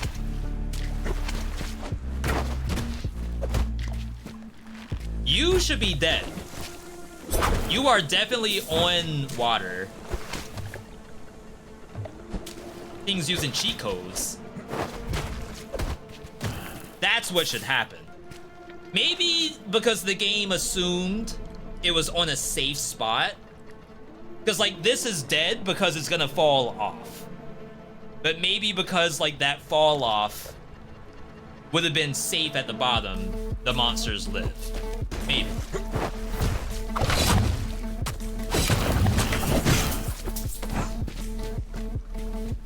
I'll miss goofy weapons from Dead Cells. You like the memes? Did they have goofy stuff in 0.0? There was no pan. There was no panchaku. The pan was in the trailer, but was not actually in the game itself. So people asked to have that added.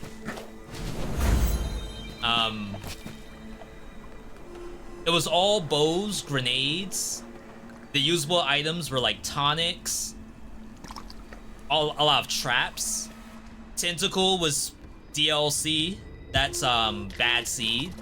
So that's not even 1.0 release. That's a whole DLC later.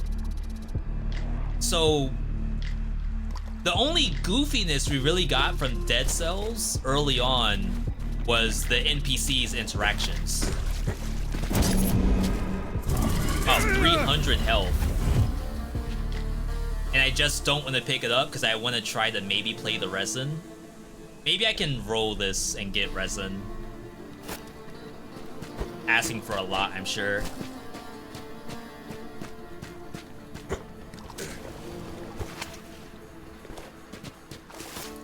I did not know that was gonna be there. That was all luck.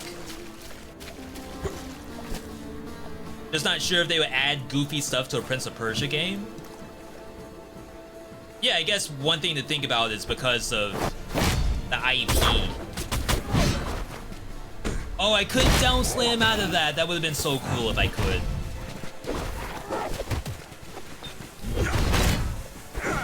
Because of the IP, we aren't gonna know what's possible. We'll have to wait and see what the IP holders allow.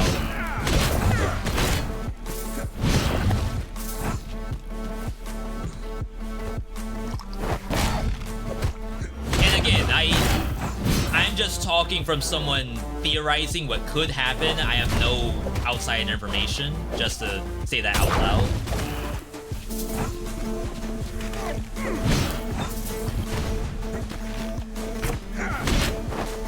Oops. Alright.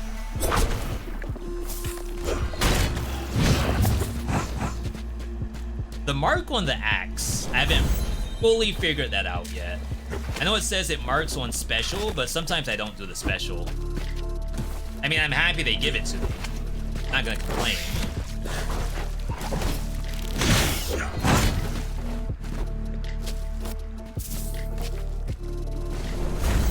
Okay, so here's this NPC. We can re-roll to try to get resin. We also need to be able to mark an enemy. I could also try to get another weapon, since we already played this one. We'll see if a shop shows up. Sure hope a backpack is somewhere in meta progression. Hopefully a backpack to just store and not to use my ranged weapon with no animation.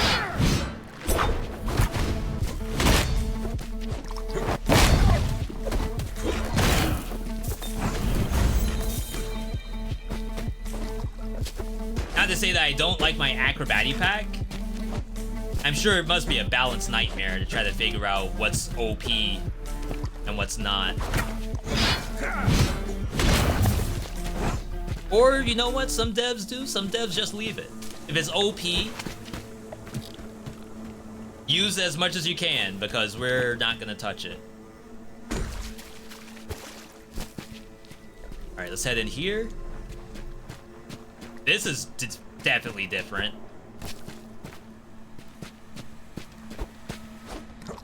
Oops. Oh, you can't go up that. Rocket science? Oh. Break that, come down, go back up, hit the button, climb up. Okay, okay. Oh, if this was timed, imagine how fun this would be.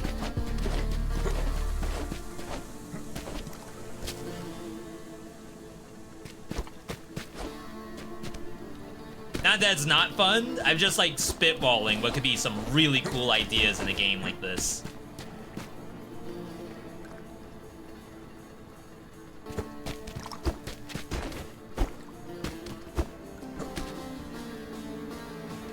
Mm-hmm. I see, I see.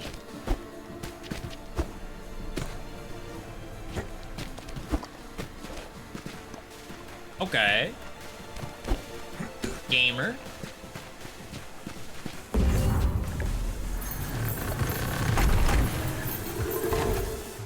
Sticky dive. Performing a dive attack now spreads resin. So now I don't need to stun the boss. I can just do a dive attack off the backdrop.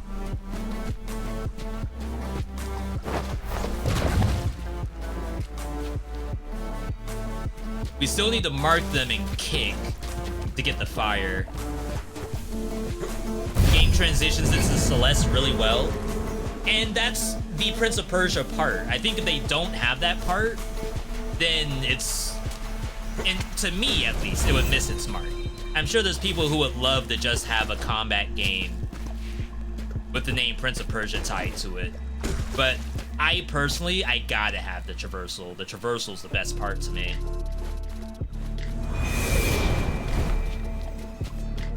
Alright. So... is my spear gone? No, my spear's back there. Let's see if we can get resin damage. We got the resin damage, okay. My apologies, I was planning to not use Tabber again, but the game doesn't agree with that.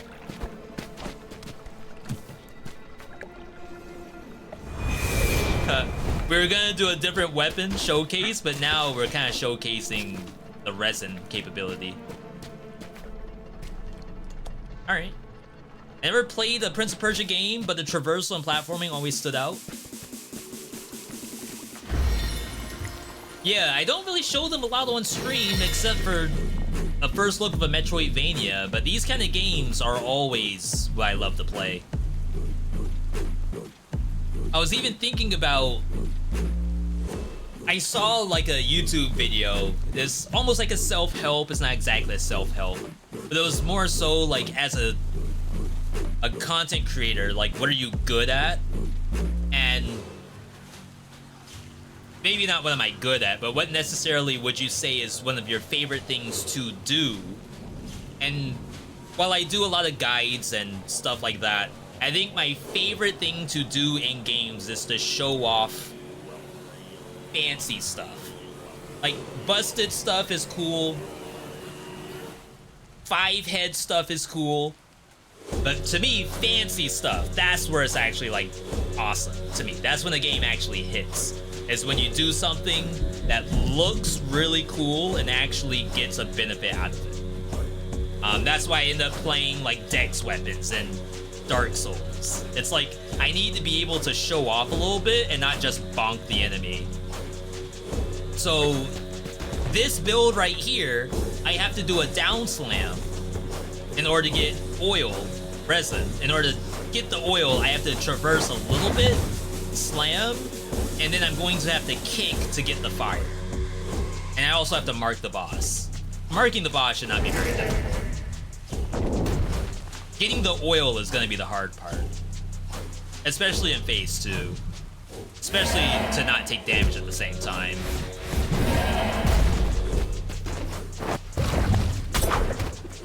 Okay, the kick did not give me the oil, unfortunately.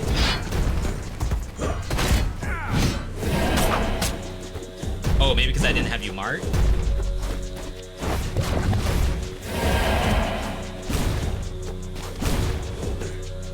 The oil stays around for quite a while, which is nice.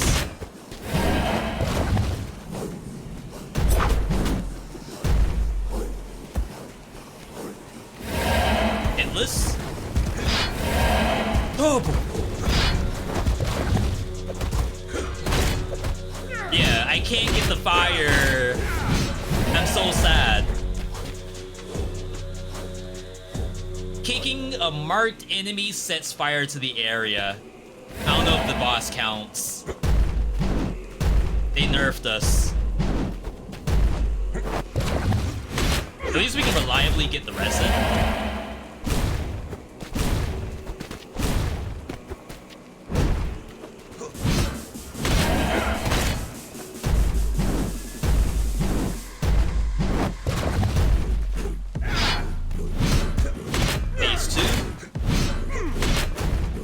Are we gonna get the sequence skip?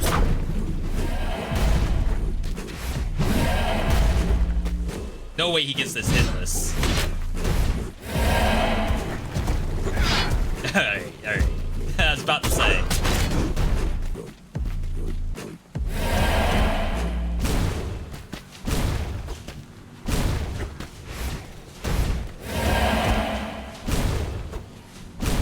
Ooh, change it up.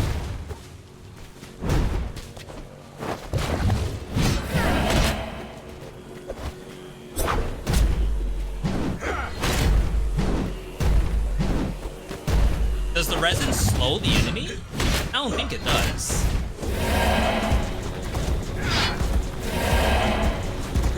Oh, I didn't do the air saw properly.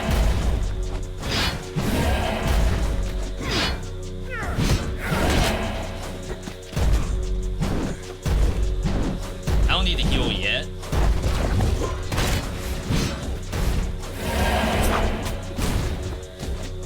Big spike.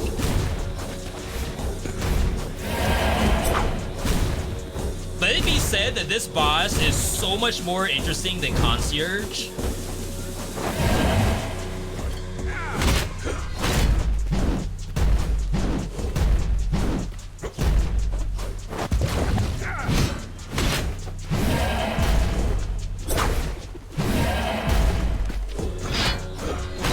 There might be a slight... Boss is coming back, yeah. There might be a slight argument on, like, could it be too difficult? I think it's actually a good spot. It just does a lot of damage. And then you, the player, like, you'll jump away and you can't hurt it, like, mid-jump. But compared to Concierge, where, yeah, he doesn't have this many attacks, but just utilizing the actual arena,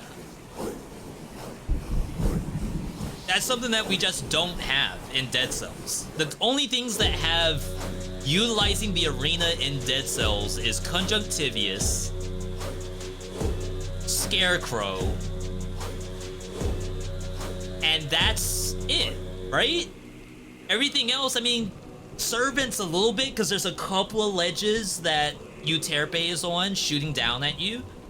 But in a game like this, we get to actually do more than be stuck in a box.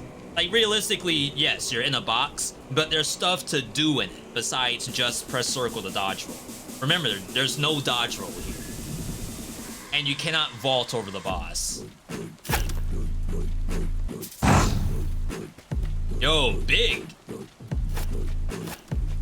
Oh, we haven't used the, oh, that's just a rolling spear. There's a different weapon that teleports the player. Wow, I was missing a, relic. Okay. Tabber does it again.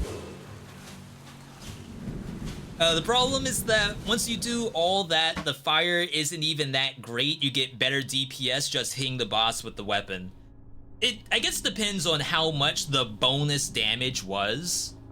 I know the weapon only does bonus damage to resin. And I don't know if there's hidden mechanics to the fire too. But that's actually good feedback. We could say, hey, I should have been able to set the boss on fire. And then the dev might say, oh yeah, that's a feature that we're gonna put in early access. Felt like the boss took too long. I think if we had the fire, then we would have like the damage over time. But then also there were some instances where like the boss is jumping and like the damage doesn't connect because it's mid-jump. If you had all of that stuff available, then I think the boss fight would be faster.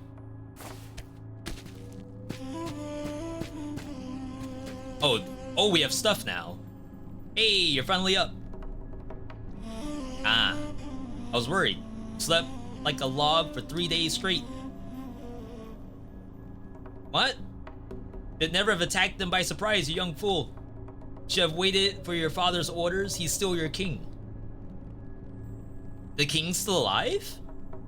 Without me, you'd still be rotting in one of their cages right now. Fortunately, they're more monstrous than watchful. The king's still alive? I have something for you, my prince. It's a pretty nice setup.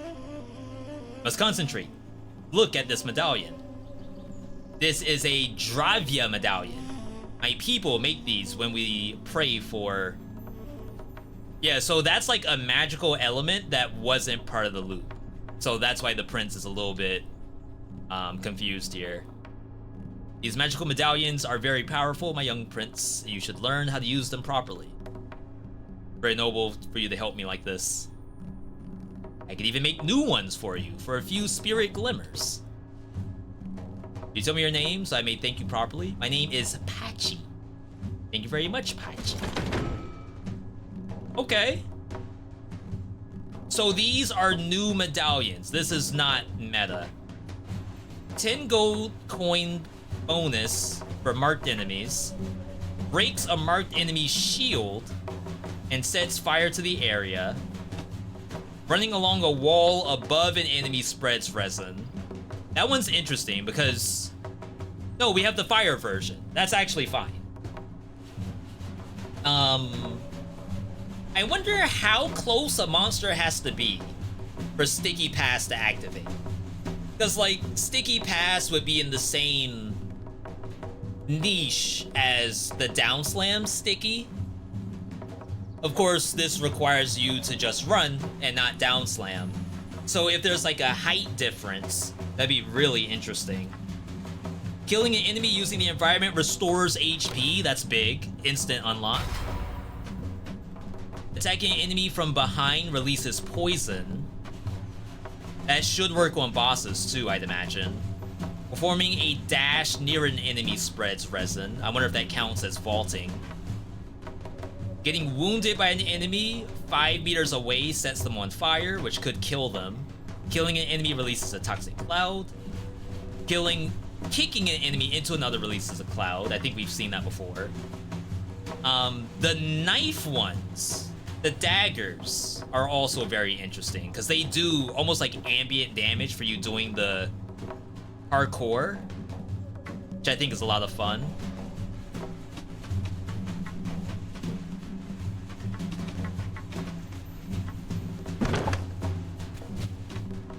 Yes, this lets you see what you have. Upgrades. Okay, maybe this is where other kinds of meta will show up. Should be interesting. Between this, Dead Cells, Astral Ascent, I'm good for the next few years of gaming. Same, until another game comes out and it's like, yo, we gotta play that too.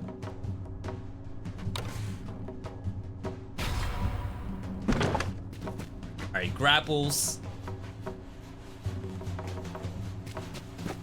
Okay. We don't have everything yet, but we got quite a bit thus far. All we have to do is... Chat, can I get an exclamation point uptime to know how long we've been live for? Toxic dodge. Didn't you just say there's no dodge in here? I think what they mean... So there's dash. Dash is not the same thing as dodge. The player can do this. And that's like about it. Until you get to an enemy, in which case you can do this. That's really the only source of iframes, is being able to vault over an enemy. So dash that does poison might just be this. If it's also the vault, that's like really interesting. And probably the easiest form of poison you can do is off of a vault. Is this out or is this special access? I think this is a special access demo. This will be early access on the 14th. I believe someone said the 14th. We can do one more.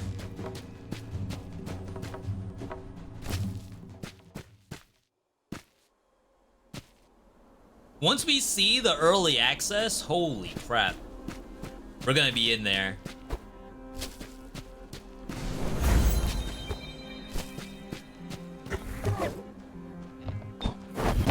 Down slam, kick. So far, I think I can only start off with the daggers. I don't know if there's a way to start off with a different weapon. Or else I would love to like showcase another weapon for you all. You reset and have runs, or is it an ongoing game like a Hollow Knight? This should be a run-based roguelike. When we first loaded into this map, there was a little bit of, not really a map, but like different pips to show us what position we're in. And it was like 2 pips, then a boss, then probably 2 more pips, then another boss, maybe 3, I didn't really count it. And then the final boss. So it's more akin to Dead Cells in that nature. Alright, so we got the new grapple hook. I've never seen this before.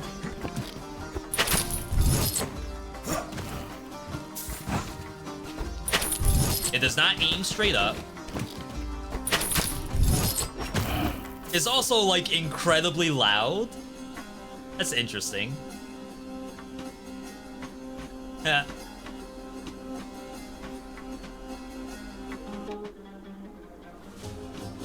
Let's try that.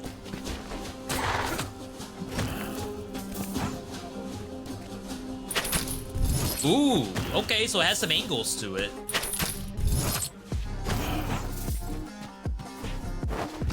I do enjoy me some grapple hooks. Oh, here's a good test. Do y'all think that bomb's gonna still be there?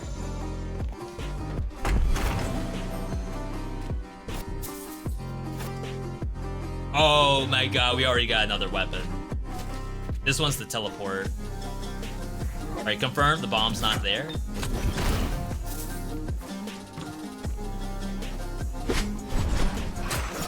That is not what I thought it did. So it throws a dagger and then you teleport to the dagger. Ooh, that could be really nice for traversal. See, like, part of my vision of a game like this is if you want me to do traversal, then like if I had really cool rewards for said traversal, then I'll be doing that constantly. I love stuff like that. Let's take the southern path. I never go down here.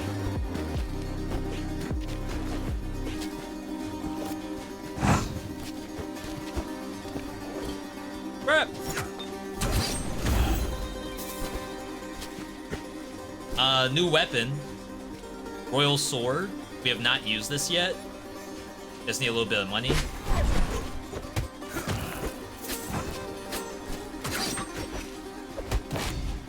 I'd rather kill this thing.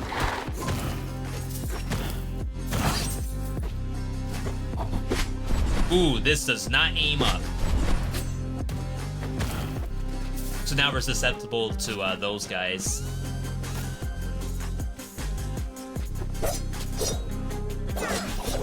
Ooh! Frontal blow marks enemy special attack does series of devastating attacks. I'll take that.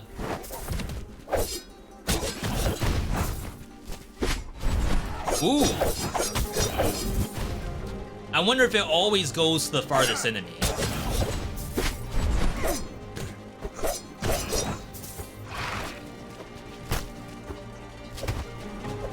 Hate those. There's a lot of cool ideas in here.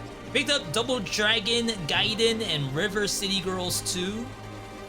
I haven't had this much fun in a long time, and then Ashland update came out. You're eating good. I did want to try the new Double Dragon, because it has almost like Marvel vs. Capcom tag system, right? Assuming we're thinking of the same game.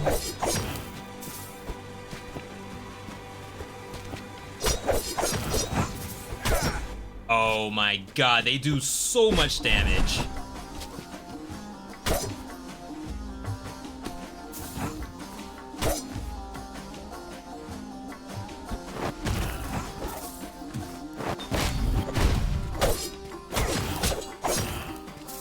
I think attacking them from the side is just not possible. It's gotta be from above.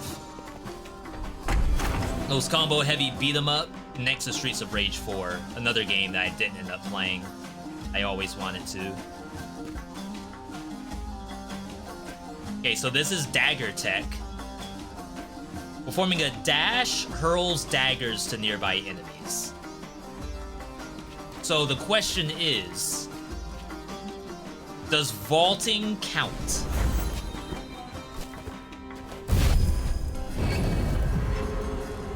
We can probably see the daggers pretty easily if I dash backwards. Assuming the monster doesn't kill me. Okay, so here's one right here. If I dash away, you see how it took some damage? That's the dagger coming out. That doesn't work on the enemy I vault over. It might be that it only works on the next enemy afterward.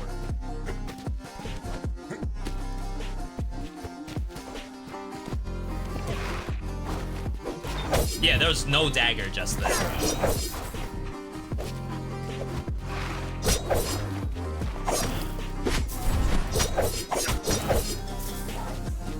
There might be a different one designed for you to vault over the enemy. Ooh, is this the same one?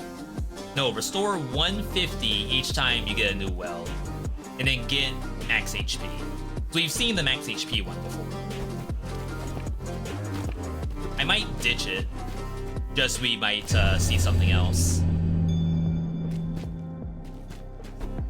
Armadillo monsters attack you if you're behind? No.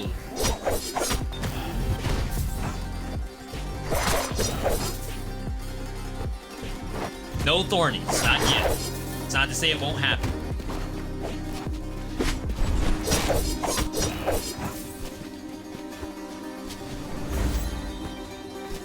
Did that heal me? Recover 200 HP each time a new Well of Dreams is discovered. I'm at 494. Yeah, I'm gonna assume it healed me. We're gonna heal the full anyway in the next area. I'm also wondering, like, what different difficulties will look like in a game like this.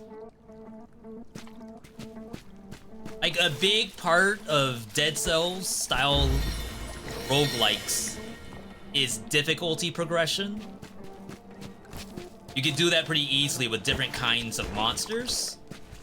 But I don't know what that's gonna look like in a game like this.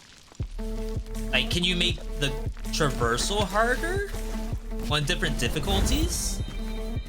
Yeah, this is like not healing me. I guess 200 HP would be way too much, right?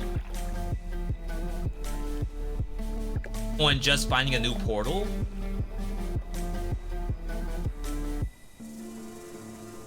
Oh, wait. Performing a dive attack spreads resin. Level resin.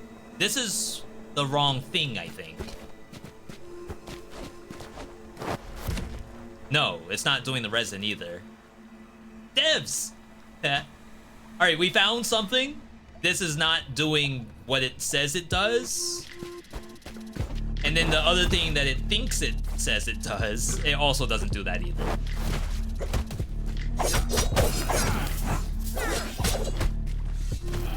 Oh my god. If it fell on the other monster and killed it, that would have been so nice. Ooh.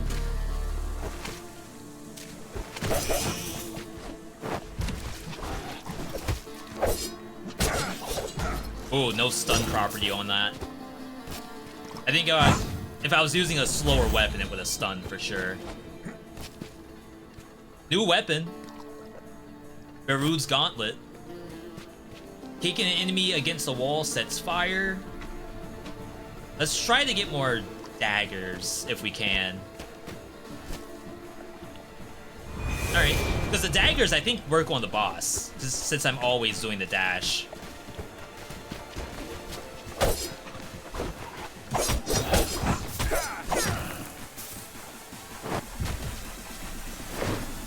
Ooh! That's like an ulti.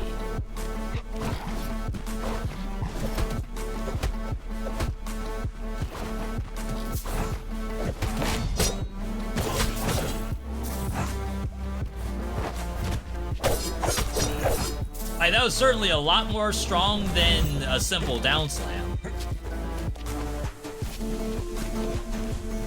Maybe they'll have more traps and traversal.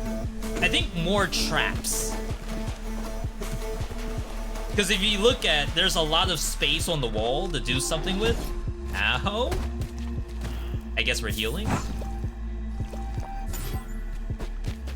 So it's like, ah, yes. What better thing to do on this spot than just add a spinning trap on it? That's definitely what I want. And that's not sarcasm.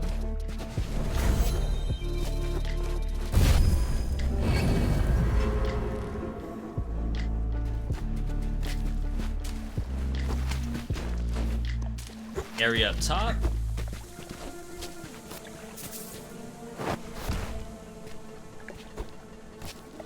I feel like there's a way to make that. I don't know if we've made it yet. Rip. If you do dagger tech.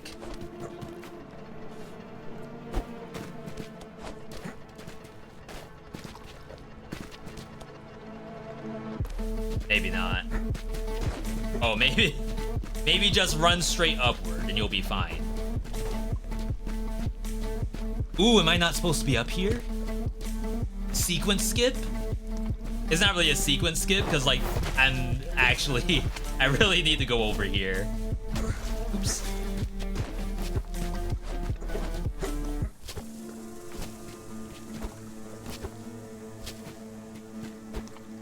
I'd like to think I'm pretty decent at the game. We beat the boss a couple times already.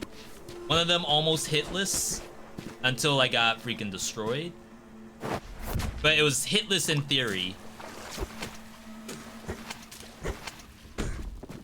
Spiritual hitless boss.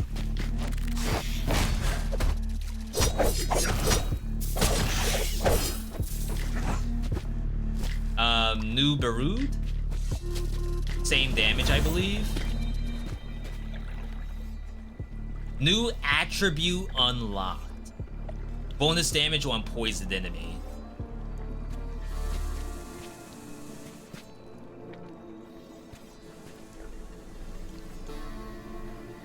I think I did it. Oh, there we go. Okay.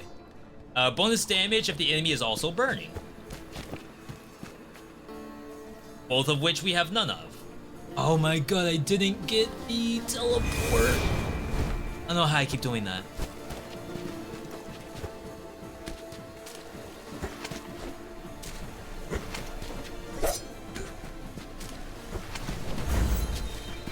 Did that heal me for the 200?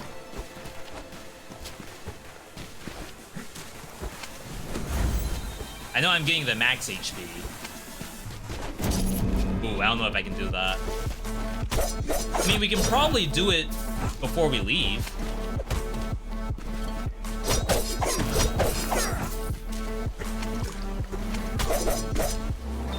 Dang. If I got that kill, that would have been so clean.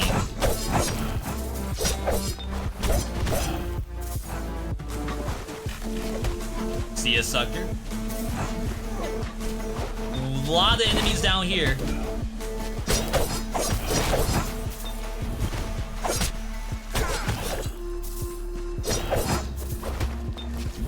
Yeah, see, water's not an auto kill. It has to be those slants, and then the slant is basically... Hang on.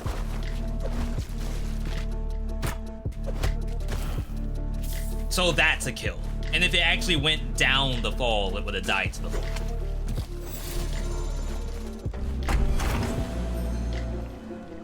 A little bit of health. Killing an enemy inflicted with a status effect heals you. Am I gonna actually get through this without finding a single status effect?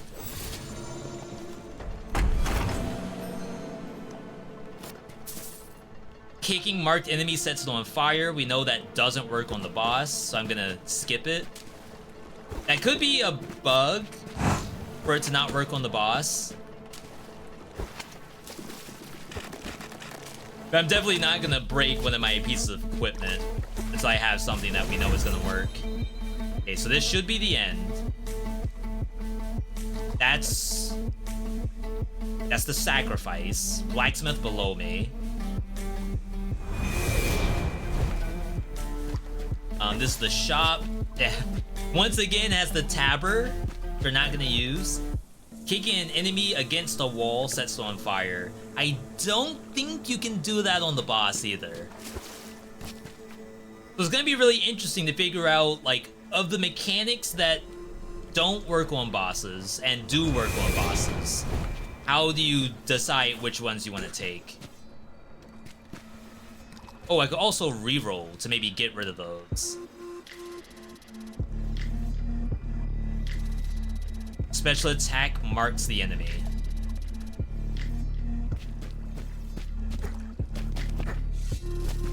I don't know if that was better or not. I mean, all things considered, what we did have wasn't doing anything anyway. On the boss that's coming up.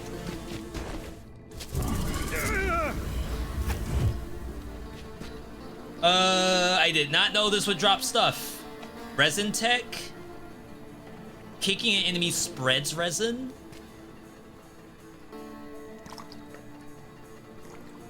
Breaking the shield of an enemy releases cloud. I'm gonna put this here only to buff these two things. Okay.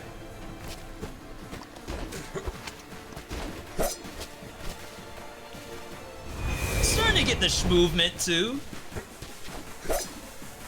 Some weapons have air stall to it. I don't think this one has much. Alright, let's see if we can get this third boss in a row. Oh, that's not a full heal. Alright. We have a really cool R1 button. Just gotta be really careful when we use it so it doesn't kill us. I don't know if it's gonna have iframes.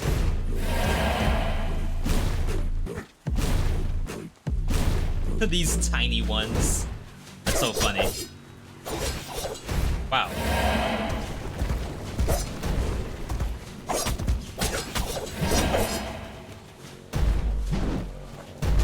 Yeah, see?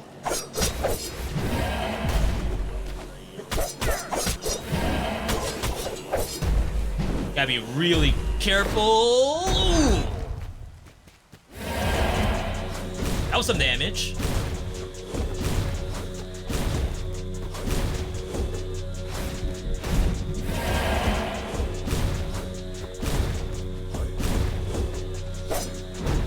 Oh, wow.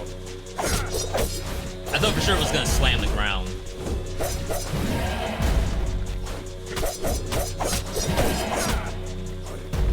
Like that.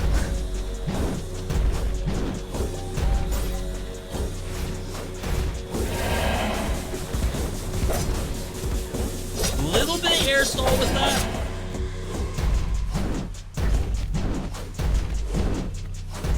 Wall run to escape seems to be the most efficient.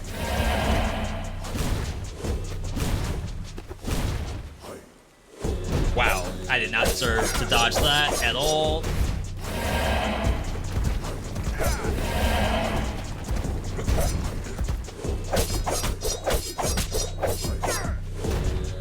Phase 2. Just walk up and headbutt me. That has iframes. Too bad the monster jumped out of the way. And completely wasted that.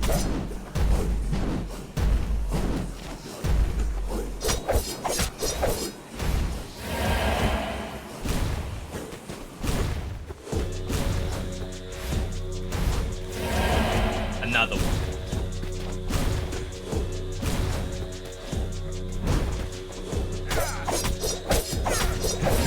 My HP is really low. Oh, I messed that up. But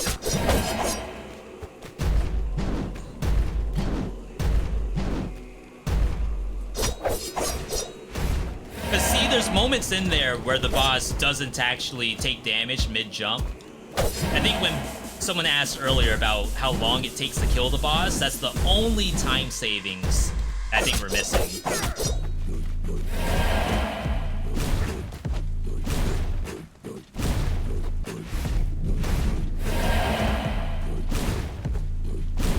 I should not have done a normal jump there. I should have wall ran.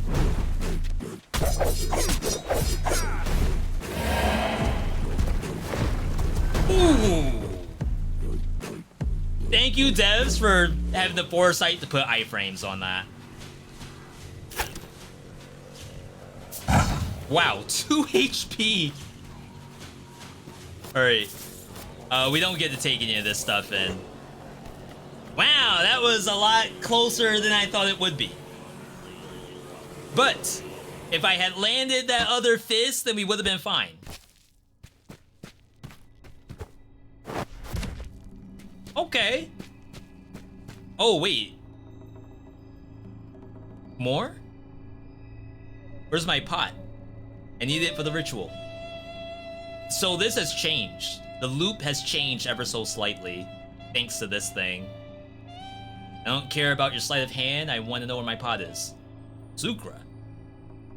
Hey kid, we with you a moment? I've got something important to deal with. I repeat, it is thanks to this ritual that you are insulated from the powers of the Princess Bola. So Pachi knows about the Bola, and now this guy is out of the loop? But in fact, I had to borrow your pot. I knew it! You've ruined my pot! Yeah, what ritual? Hi, Prince. Haven't you noticed a certain change? Yeah, this huge thing was not here before. I feel like my bola is resonating. And it is. Though it'd be useful to protect the oasis from the powers of your bola, this way your returns in time will no longer affect the people here. Wow. It's a cool NPC.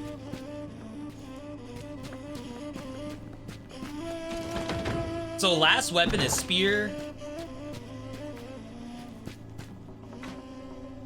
And then there's still like a bunch of stuff in here for us to unlock. I was almost wondering. Yeah, so our buddy disappeared, you're right. I was almost wondering if like we were gonna see meta just now, but I assume that's not ready yet. I don't know why like I am just waiting to see meta. And it's not a bad thing, I just want to know what it's gonna be in a game like a Prince of Persia style game. Alright, so we unlocked all the weapons available. We don't have enough money to unlock all the medallions.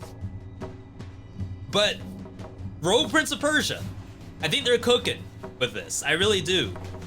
I think I've seen enough stuff that I want to give feedback on too, because even the best games have an early access for a reason. Like they get early access to gather feedback and then make improvements along the way. So I see the things that I would love to have as far as, I don't know if they're improvements or just like nice to haves, if that makes a lot of sense. I'm gonna make like a quick list here, and you all feel free to give me your thoughts too. Not really bug stuff, but more so what would we report to have as an improvement. I'm just trying to find my notepad here.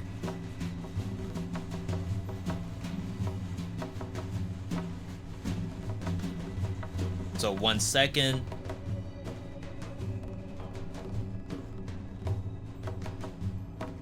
All right, there we go. Make it a little smaller. All right. So I like the traversal. I love the traversal. Honestly, the traversal is probably the best part in the game for me. Especially when I have to do traversal to deal with monsters. Whether it's like wall run then down slam, or wall run to dodge the boss's attacks and then do stuff after that. So I love wall run into things. Slamming down on monsters. I would love for there to be, and this could be stuff that is gonna happen later and I just don't know it. So like ways to keep momentum after a down slam. I think something like that could be really cool, especially for such a parkour focused game. I don't know if there's like a balance issue where maybe if you down slam then can roll an attack that makes the down slam too strong. It might be that there's a special relic tied to it, like once you get this thing, then whenever you down slam you can immediately roll and maybe get like a bonus attack or something, I don't know. Some of the medallions, I should call them medallions because that's the real name, don't work on bosses. And I don't think that that's like completely bad, because you want things that are good in biomes and then things that are good on bosses.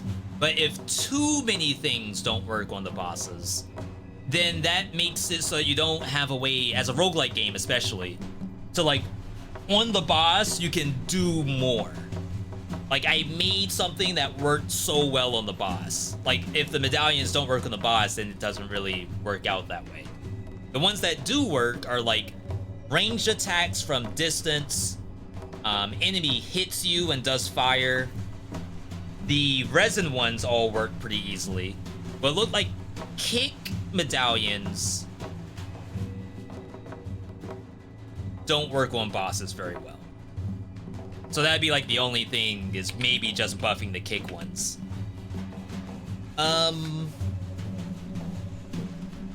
What else would I like to have seen? It's just there's so much already that works. To try to come up with the ones that don't. I guess I have questions about the procedural generation. Is there, and again, this is just a demo, so we don't know what it's gonna look like in early access. Is there procedural generation? And that's just like a yes or no question. What they plan on doing with meta currency besides upgrading weapons? Yeah, it's gonna be a big question. I'm going to assume there has to be meta prog. Is there meta prog? I don't count unlocking weapons as meta prog. And like I said, there's really cool meta progression ideas. Like, I would love to be able to unlock the ability to dodge roll after down slam. And if that's part of meta, then that's cool. That's cool. Do I find enemies interesting? I find, so there's a basic monster, just like in Dead Cells, there's your basic green zombie.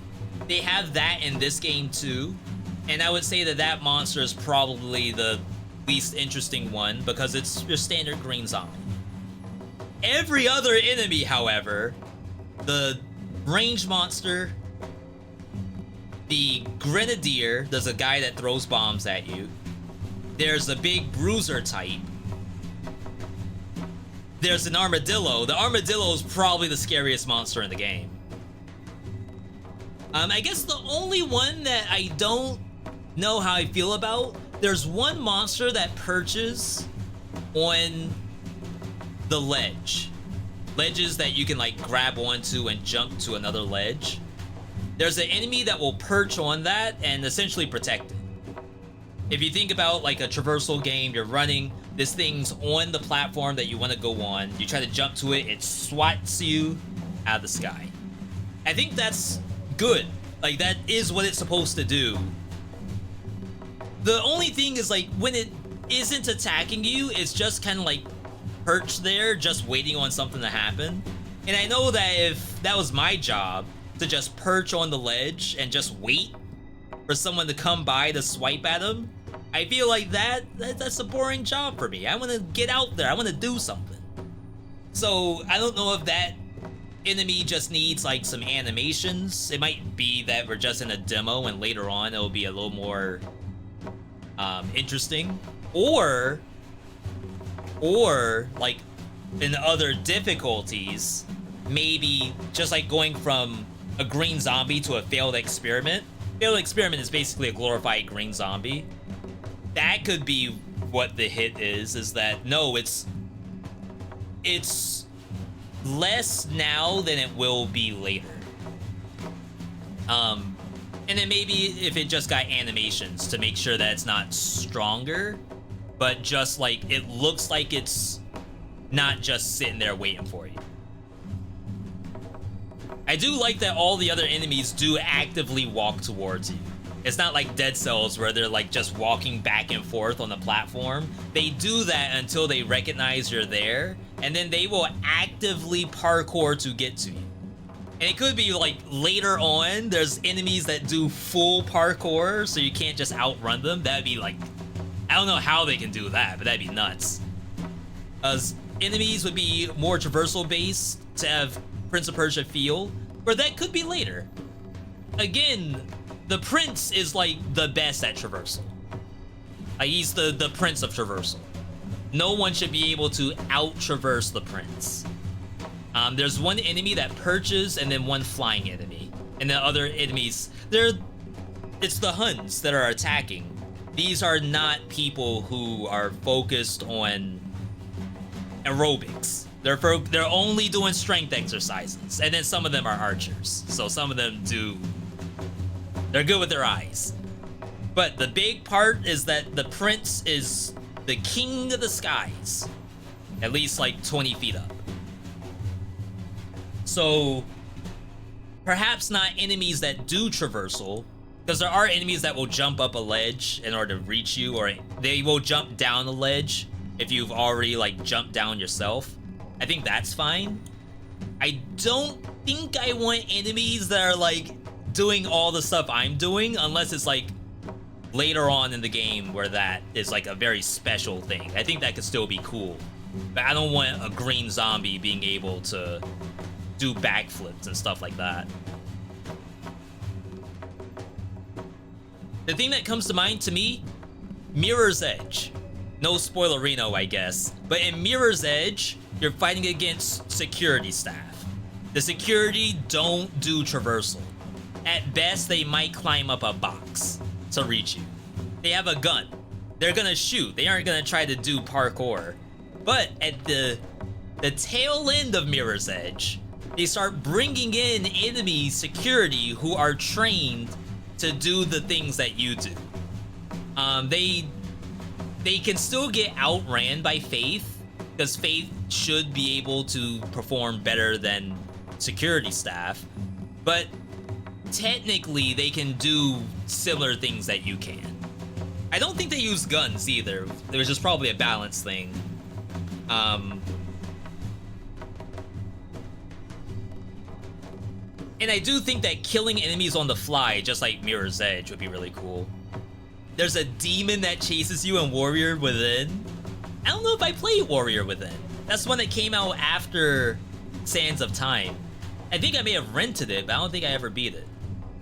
I think that game, you had like 2 stances almost, and then all the cool things are based off of your stance.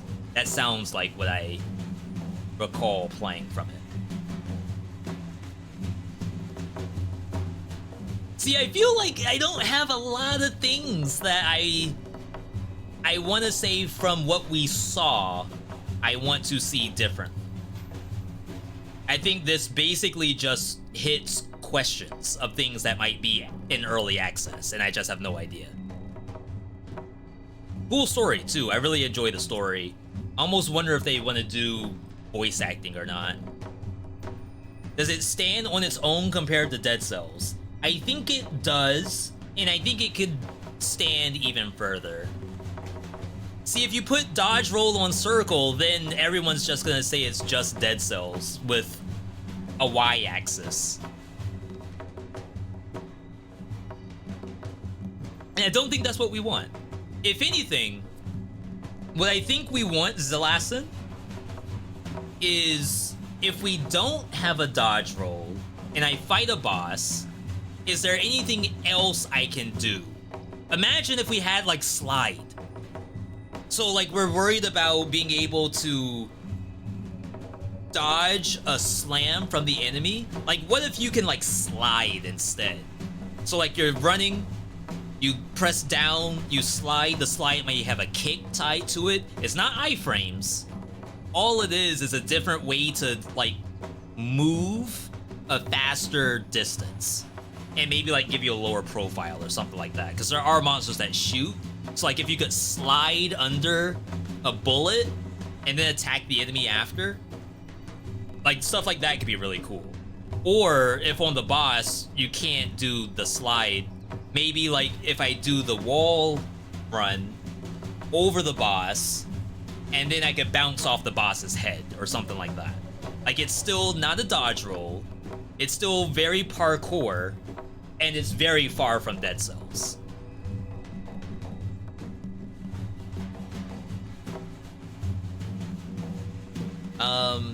The EA guy who hired them to do Prince of Persia gameplay probably said make Prince of Persia Dead Cells.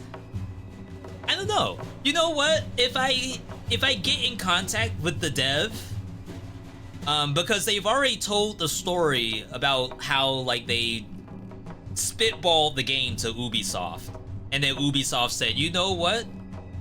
Sure, go for it. I'd be curious to know if the person who like brought it up then had like, here's the things I'd like to see, or if they were like, hands off, just give us the final approval. Most of the time in games like this, the closest thing that comes to mind to me is the Return of Castlevania DLC. Like, they have final approval. We don't want you to have it well, they did have some stuff they want a specific way for Castlevania DLC. Like, they didn't want you to go into castle outskirts, then skip, then be able to do something else, then fight Dracula. In the first iteration, they wanted it all to be, like, compacted into one experience. And I'm sure there were other things in there that they didn't want to see either. And my question to Evil Empire is, I wonder how much of the Prince of Persia IP we're able to fiddle with a little bit. Like, I know we want to keep it Prince of Persia, but like, how much can we move the levers a little bit? Magic is okay, there's magic in the old games. Like, is profanity okay? I don't know if they were dropping Peggy 18 in the old Prince of Persias. I don't think they were. Comedy, someone asked, you know, can we have goof type weapons? Like maybe a baseball bat when there's no baseball in Persia. I don't know if there is or not. Like weird stuff like that. Are they okay with that? We don't know. It'd be really, really fun. Yeah, they said they approached Ubisoft and they gave them the A-OK.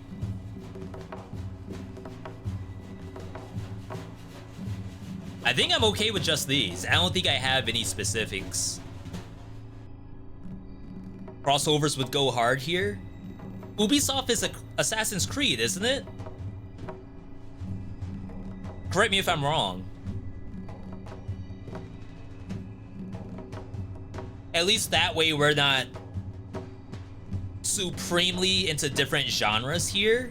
We could at least have like a little bit of a call out, be it even just outfits. That's another thing someone asked me about. Are there outfits in the game? And I have seen nothing yet. It'd be kind of nice if there were. That in Dead Cells, outfits came out way, way, way later. We did not see skins for a long time. Rayman is another thing to do. Yo, Lou, good to see you. Lou, I know you're playing this game too. Definitely shout out to the homie Loot or Die. Good friend of the stream. We're just going over our thoughts. We've done multiple runs. I think that was our third full run just now. Is that what we call a hat trick? Doing 3 things? Or you mean you did the hat trick in Dead Cells just now? Either way, we're now talking through our thoughts about the game. Very, very fun. I enjoy it a lot. I tried to come up with my thoughts as to like, what would I like to see by early access and or like shortly after early access. I don't have a ton. Give me 1 second. My eye has been bothering me for a while. Just give me like 1 minute, everybody. Come on.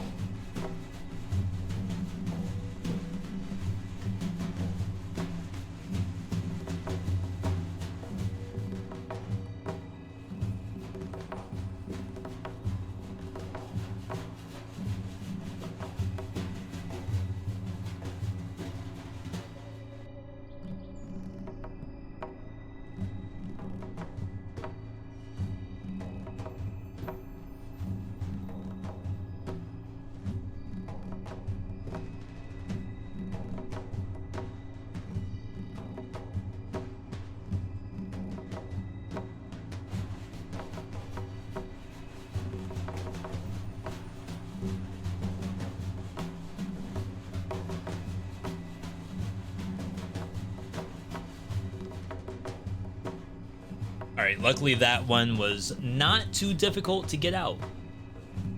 It was just in, it was like one single buster hair, and then I could actually see it. It's usually bad if I can't see it, then it suck. You would like to see more medallion slots. I feel like something like that could be meta progression. As you imagine, like, the player is getting stronger, it being tied to being later in the game. So I don't think I would mind that. Higher mob density. So I am 50-50 on this one. So there's a couple of spots in the game where there's like 4 monsters on one platform, and the monsters can move around.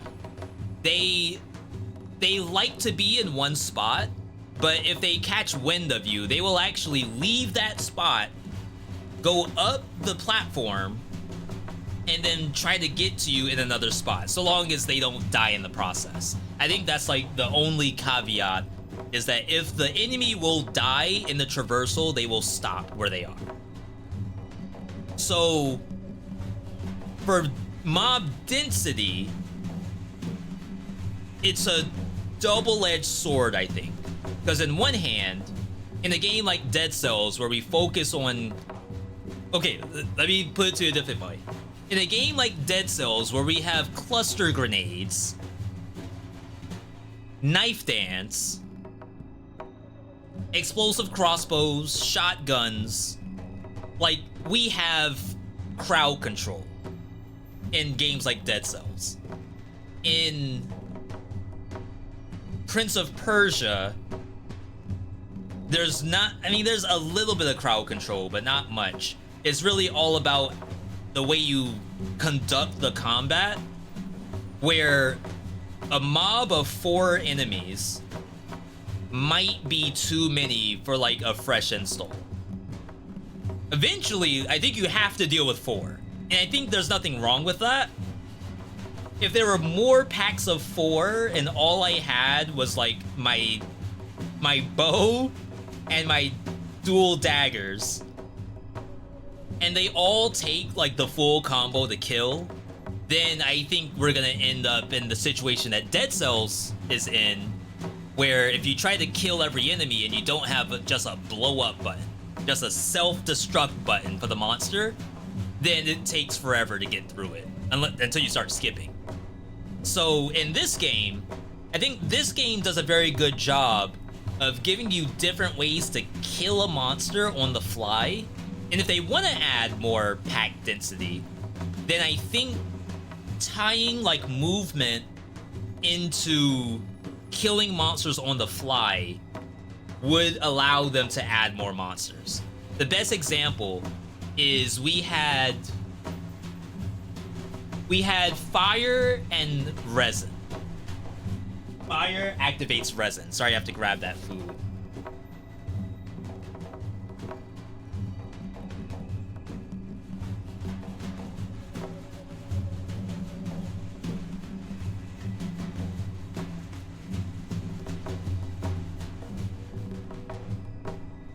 I put Buster's food out, and then River knew I left it out, and she went straight for it once I started talking.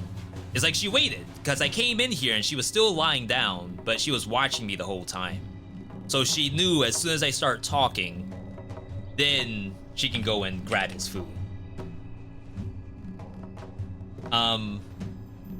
More options to kill monsters on the fly via traversal / movement.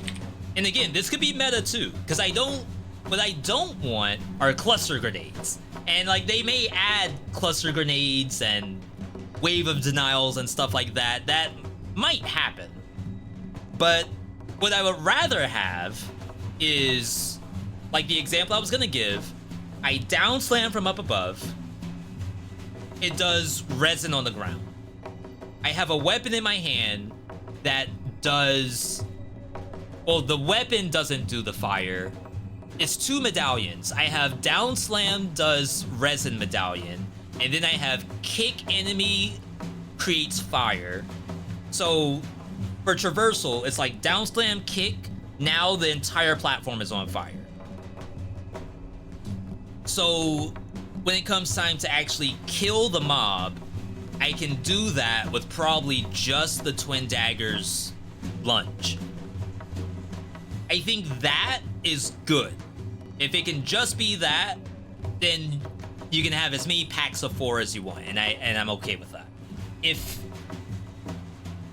they want to enhance that experience, then I would just want more ways to do that kind of thing in that amount of time on the same number of monsters. And then you can have some monsters that are a little tankier that, like, that isn't gonna kill it, so you have to do, you know, more combat to take care of it.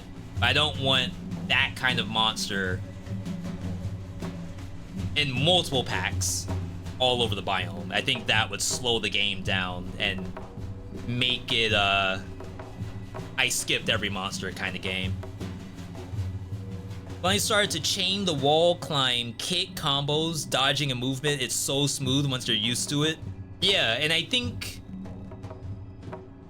like, from a tutorial standpoint, I would almost love to see them forcing you to do that. Like the boss, for example.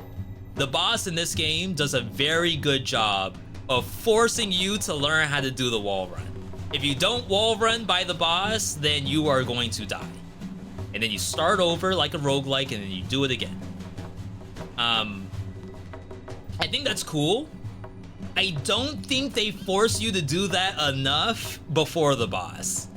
So, for example, we have enemies that can shoot arrows. We have enemies that fire grenades. And there's nothing except, I guess, the armadillo. Maybe the armadillo's the closest one. That one you have to jump over. So maybe, I almost wonder if you want to lock the player in a box and then force them to learn how to do that kind of dodge. Just like one time and then never do it again. No. Look at that. Is that too much? We're dead. Don't lock me in a box, let me die to the boss and figure it out? Maybe. Yeah, spikes on the ground type of monster would be kind of cool. Technically, that's what the armadillo does. You can't knock the armadillo out of it. So the difference is that you can't stop the spikes. So that might be something interesting.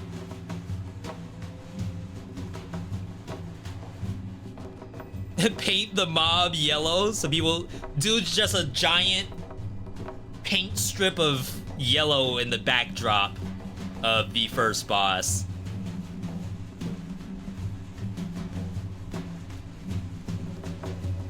While that's like a good joke, I'm trying to think to myself, how likely is it that the person's gonna know the wall run that? The first step is to learn to not dodge roll. Like, I guess once you disconnect from dodge roll, then you start to realize that you must wall run or jump. So maybe that's not a yellow paint issue. Maybe that's a I'm still playing Dead Cells kind of issue. It'll be interesting.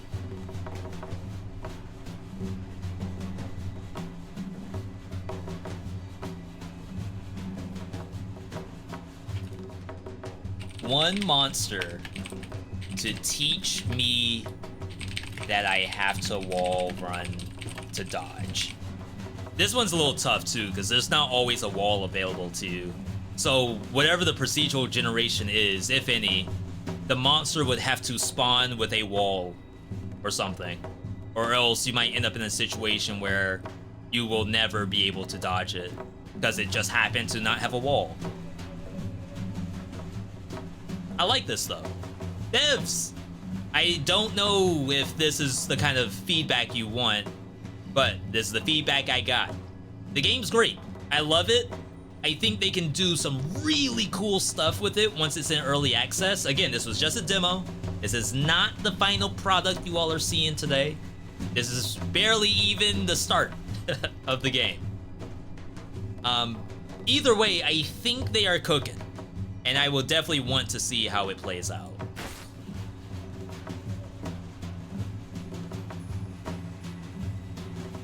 All right, let's switch gears a little bit. I don't know if I have necessarily the time or energy to play another game, but I want to at least not show Prince of Persia on the screen. Well, I guess we can. It doesn't really matter. But I need a separate scene where like I have my camera and then we have like the game. How hard is that to do? Devs were hanging out with us yesterday. They said that the EA will be different than the demo in a number of key ways. Yeah, I also have to disclaim that this is just the demo and early access will not look like this.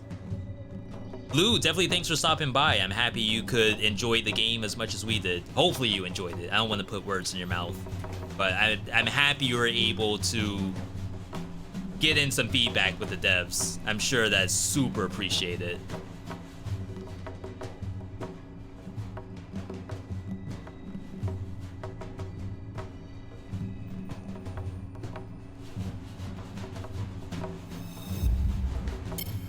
Have I played Nordic Ashes 1.0 release today?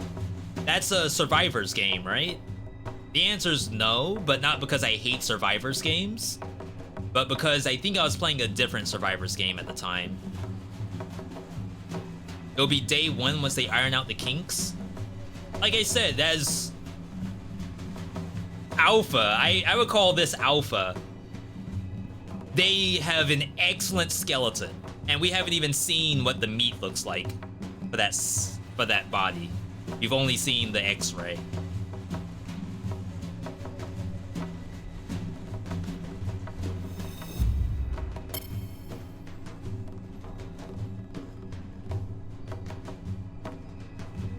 Hopefully I don't need to save that.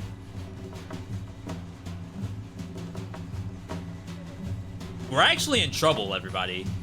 So, Hades 2, I think they just tweeted today that early access is very, very soon. Tuesday? There's more news than this.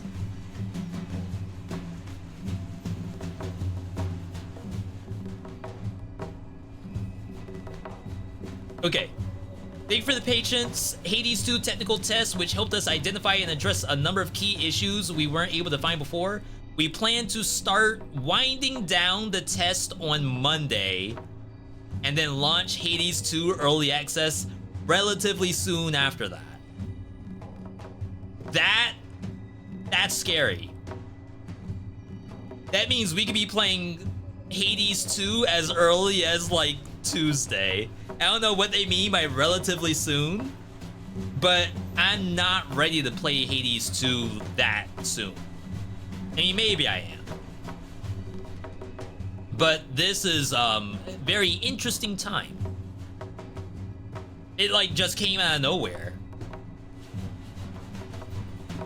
Let's check out some games. We'll look at Nordic Ashes first. I know I've seen a couple of people play this. Expert Edition. What in the world is an Expert Edition? Oh, it just comes with the art book. Okay, I was about to say, what in the world?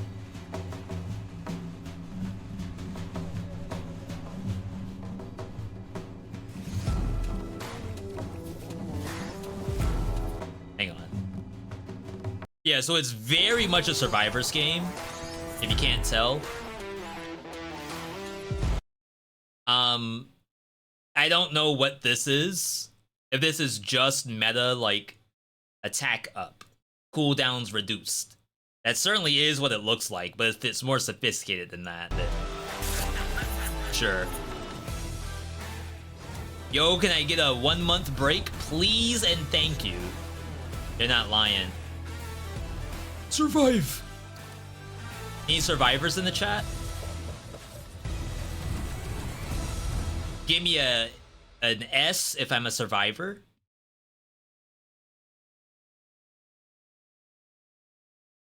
Someone said done jungle.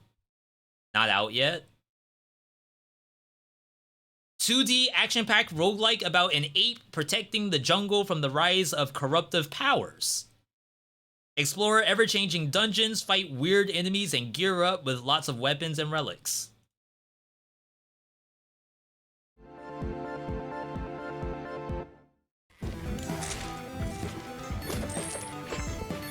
Okay, we got Pixel.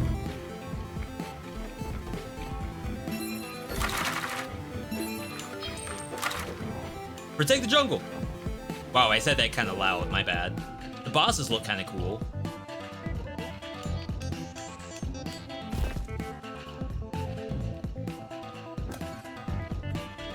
Oh, so are they all chimps? I mean, yeah, there's monsters, but I couldn't tell if they were actually humans or not.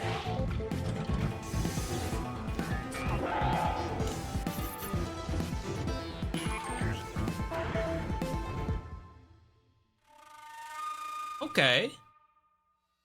I can see a little bit of a game there. Oh, we got a couple survivors in the chat. Awesome, awesome.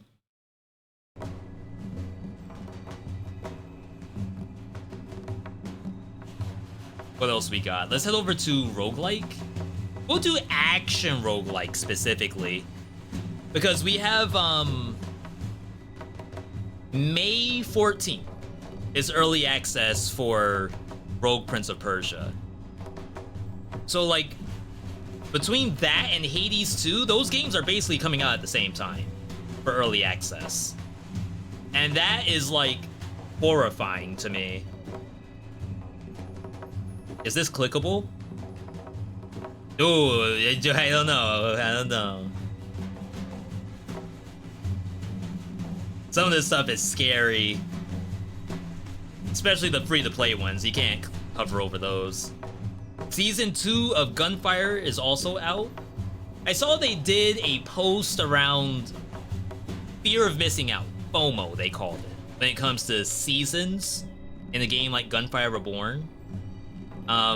They tried to make the seasons closer to something like a Diablo, where we have a gameplay mechanic that's going to be active for only a certain amount of time, and then there's a battle pass where you can unlock certain stuff.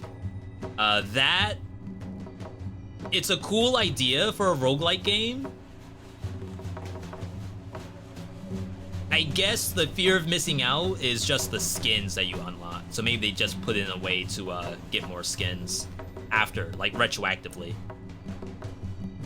Rotwood is mostly positive. I don't know. Okay. What I will say is that based on the demo I played of Rotwood, this is not a mostly positive game. Now, I love Clay and I trust Clay to make a good game. So my hope is that out of early access, this game is like a banger. But not early access, I'm sorry. Post demo, this game must be killing. But the demo I played of this, I was not impressed. It's a great beat 'em up, but it was a terrible roguelike for me.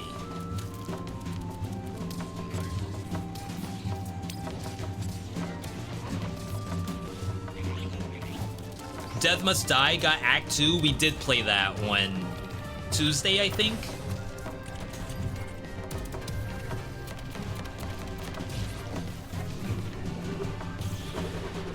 Yeah, the game has like really cool ideas in it. Sorry, I have music in the background. Prince of Persia. So yeah, this is your main hub. Not this is mid-run. It has a lot of different weapons in it.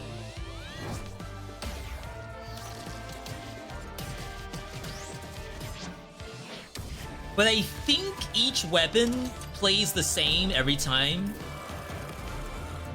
Like you might get, for example, with Spear. Spear was in the very beginning. So Spear gets bonus damage, what they call focus attack. Spear gets focus attack on the tip, and you could spec in to doing like a focus attack setup. Or you could not. And I think that's like the extent of the roguelike portion. Is like one or the other, really. You either spec'd into focus or you didn't. I've seen some stuff that was like when taking a hit, you get bonus power, and then you might stack that with max HP. So it's like, it's pretty one-dimensional from a roguelike standpoint, and maybe they don't want it to be a busted build hunter, which is fair. I just know out of the demo, the couple of hammer and spear builds I did, I only really had 2 choices.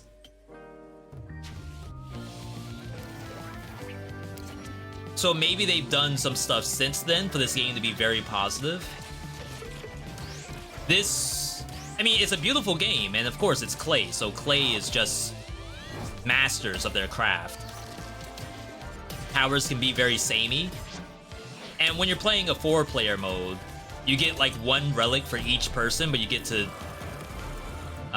pick up only 1 of them. So everyone gets 1 relic. We will often get into situations where someone would say, I don't want that relic because I had it on the last game.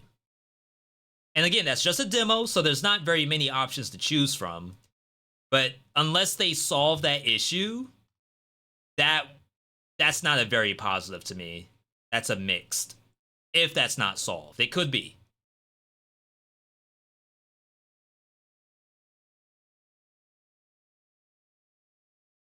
I mean, it shouldn't be not safe, right? Just don't click into full screen. It's a survivors game. Waifu survivors. Shadow of the Depth, we did play. That was on Tuesday, I believe. This game is actually mostly positive, which I am happy about. Check out popular upcoming. Yeah, see, Rogue Prince of Persia and Hades both in here. This is gonna be like a shadow drop release. It's gonna be so nasty. Foot Gun Underground. Soccer roguelike?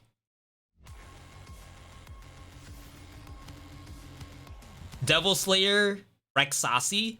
That dev is working on a sequel, but we haven't heard anything about it. I only just saw it on Twitter.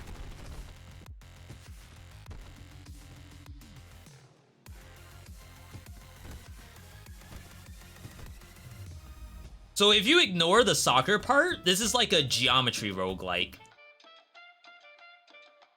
which I'm not opposed to. That could be something really interesting.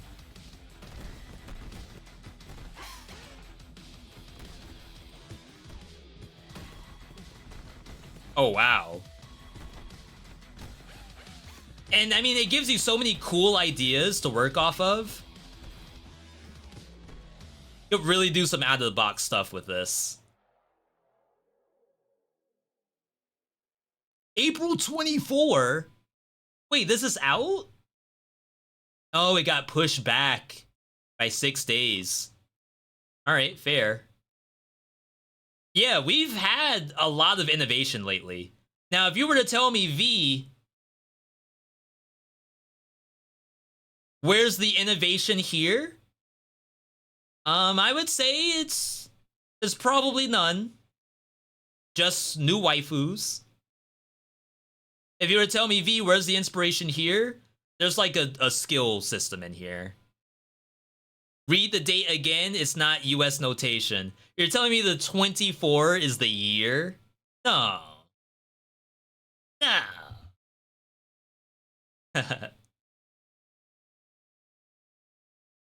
Astro Swarm? Deflect Boy. Top-down arena shooter that instead of guns, you only have a shield. Deflect the bullets and combine new skills. So Brotato without the guns.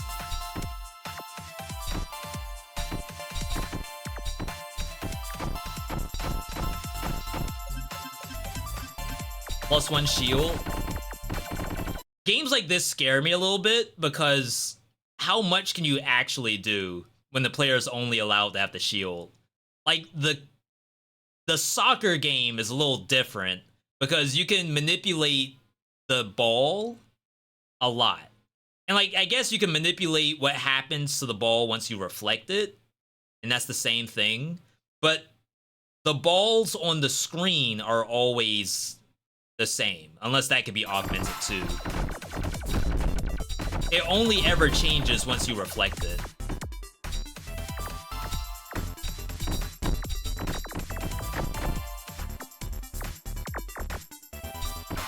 Cool idea. I'm not gonna say it's not. Ooh. Yeah, so on reflect, do lightning strike. I guess on reflect, fire 5 bullets.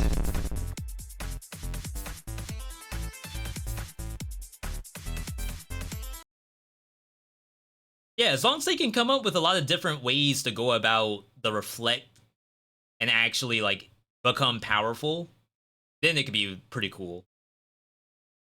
Harat Bellum.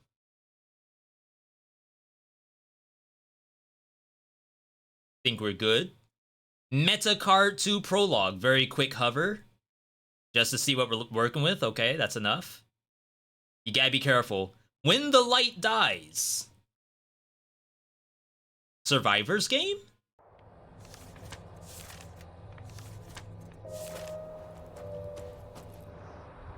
Lantern. Apple. What about the whiskey? They didn't get the whiskey. Is this Survivors? Increase area of abilities, increase damage, decrease fire rate. Maybe more like a Brotato. It's a survival Survivors. Isn't that just Survivors? The light has died. So what, you have a health bar and the light has to be protected? I don't even see the light. All I see is you. You have to gather resources. So similar to... Is that Scarlet Tower? Who does that?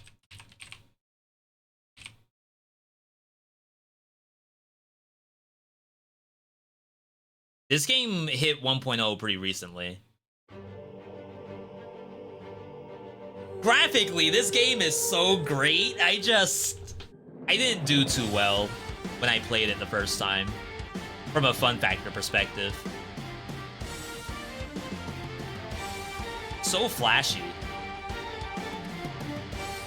Over 20 hours of gameplay.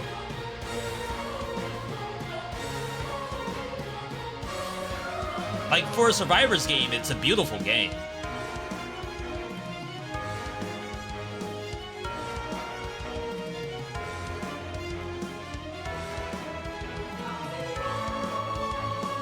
It just didn't quite hit for me. The game has changed a lot.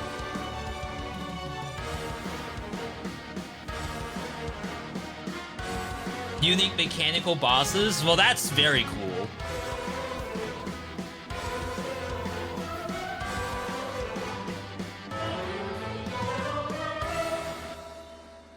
I feel like they just showed everyone's ultimate in every little clip, compared to showing like straight gameplay. Like, obviously the ultimate's the flashiest thing.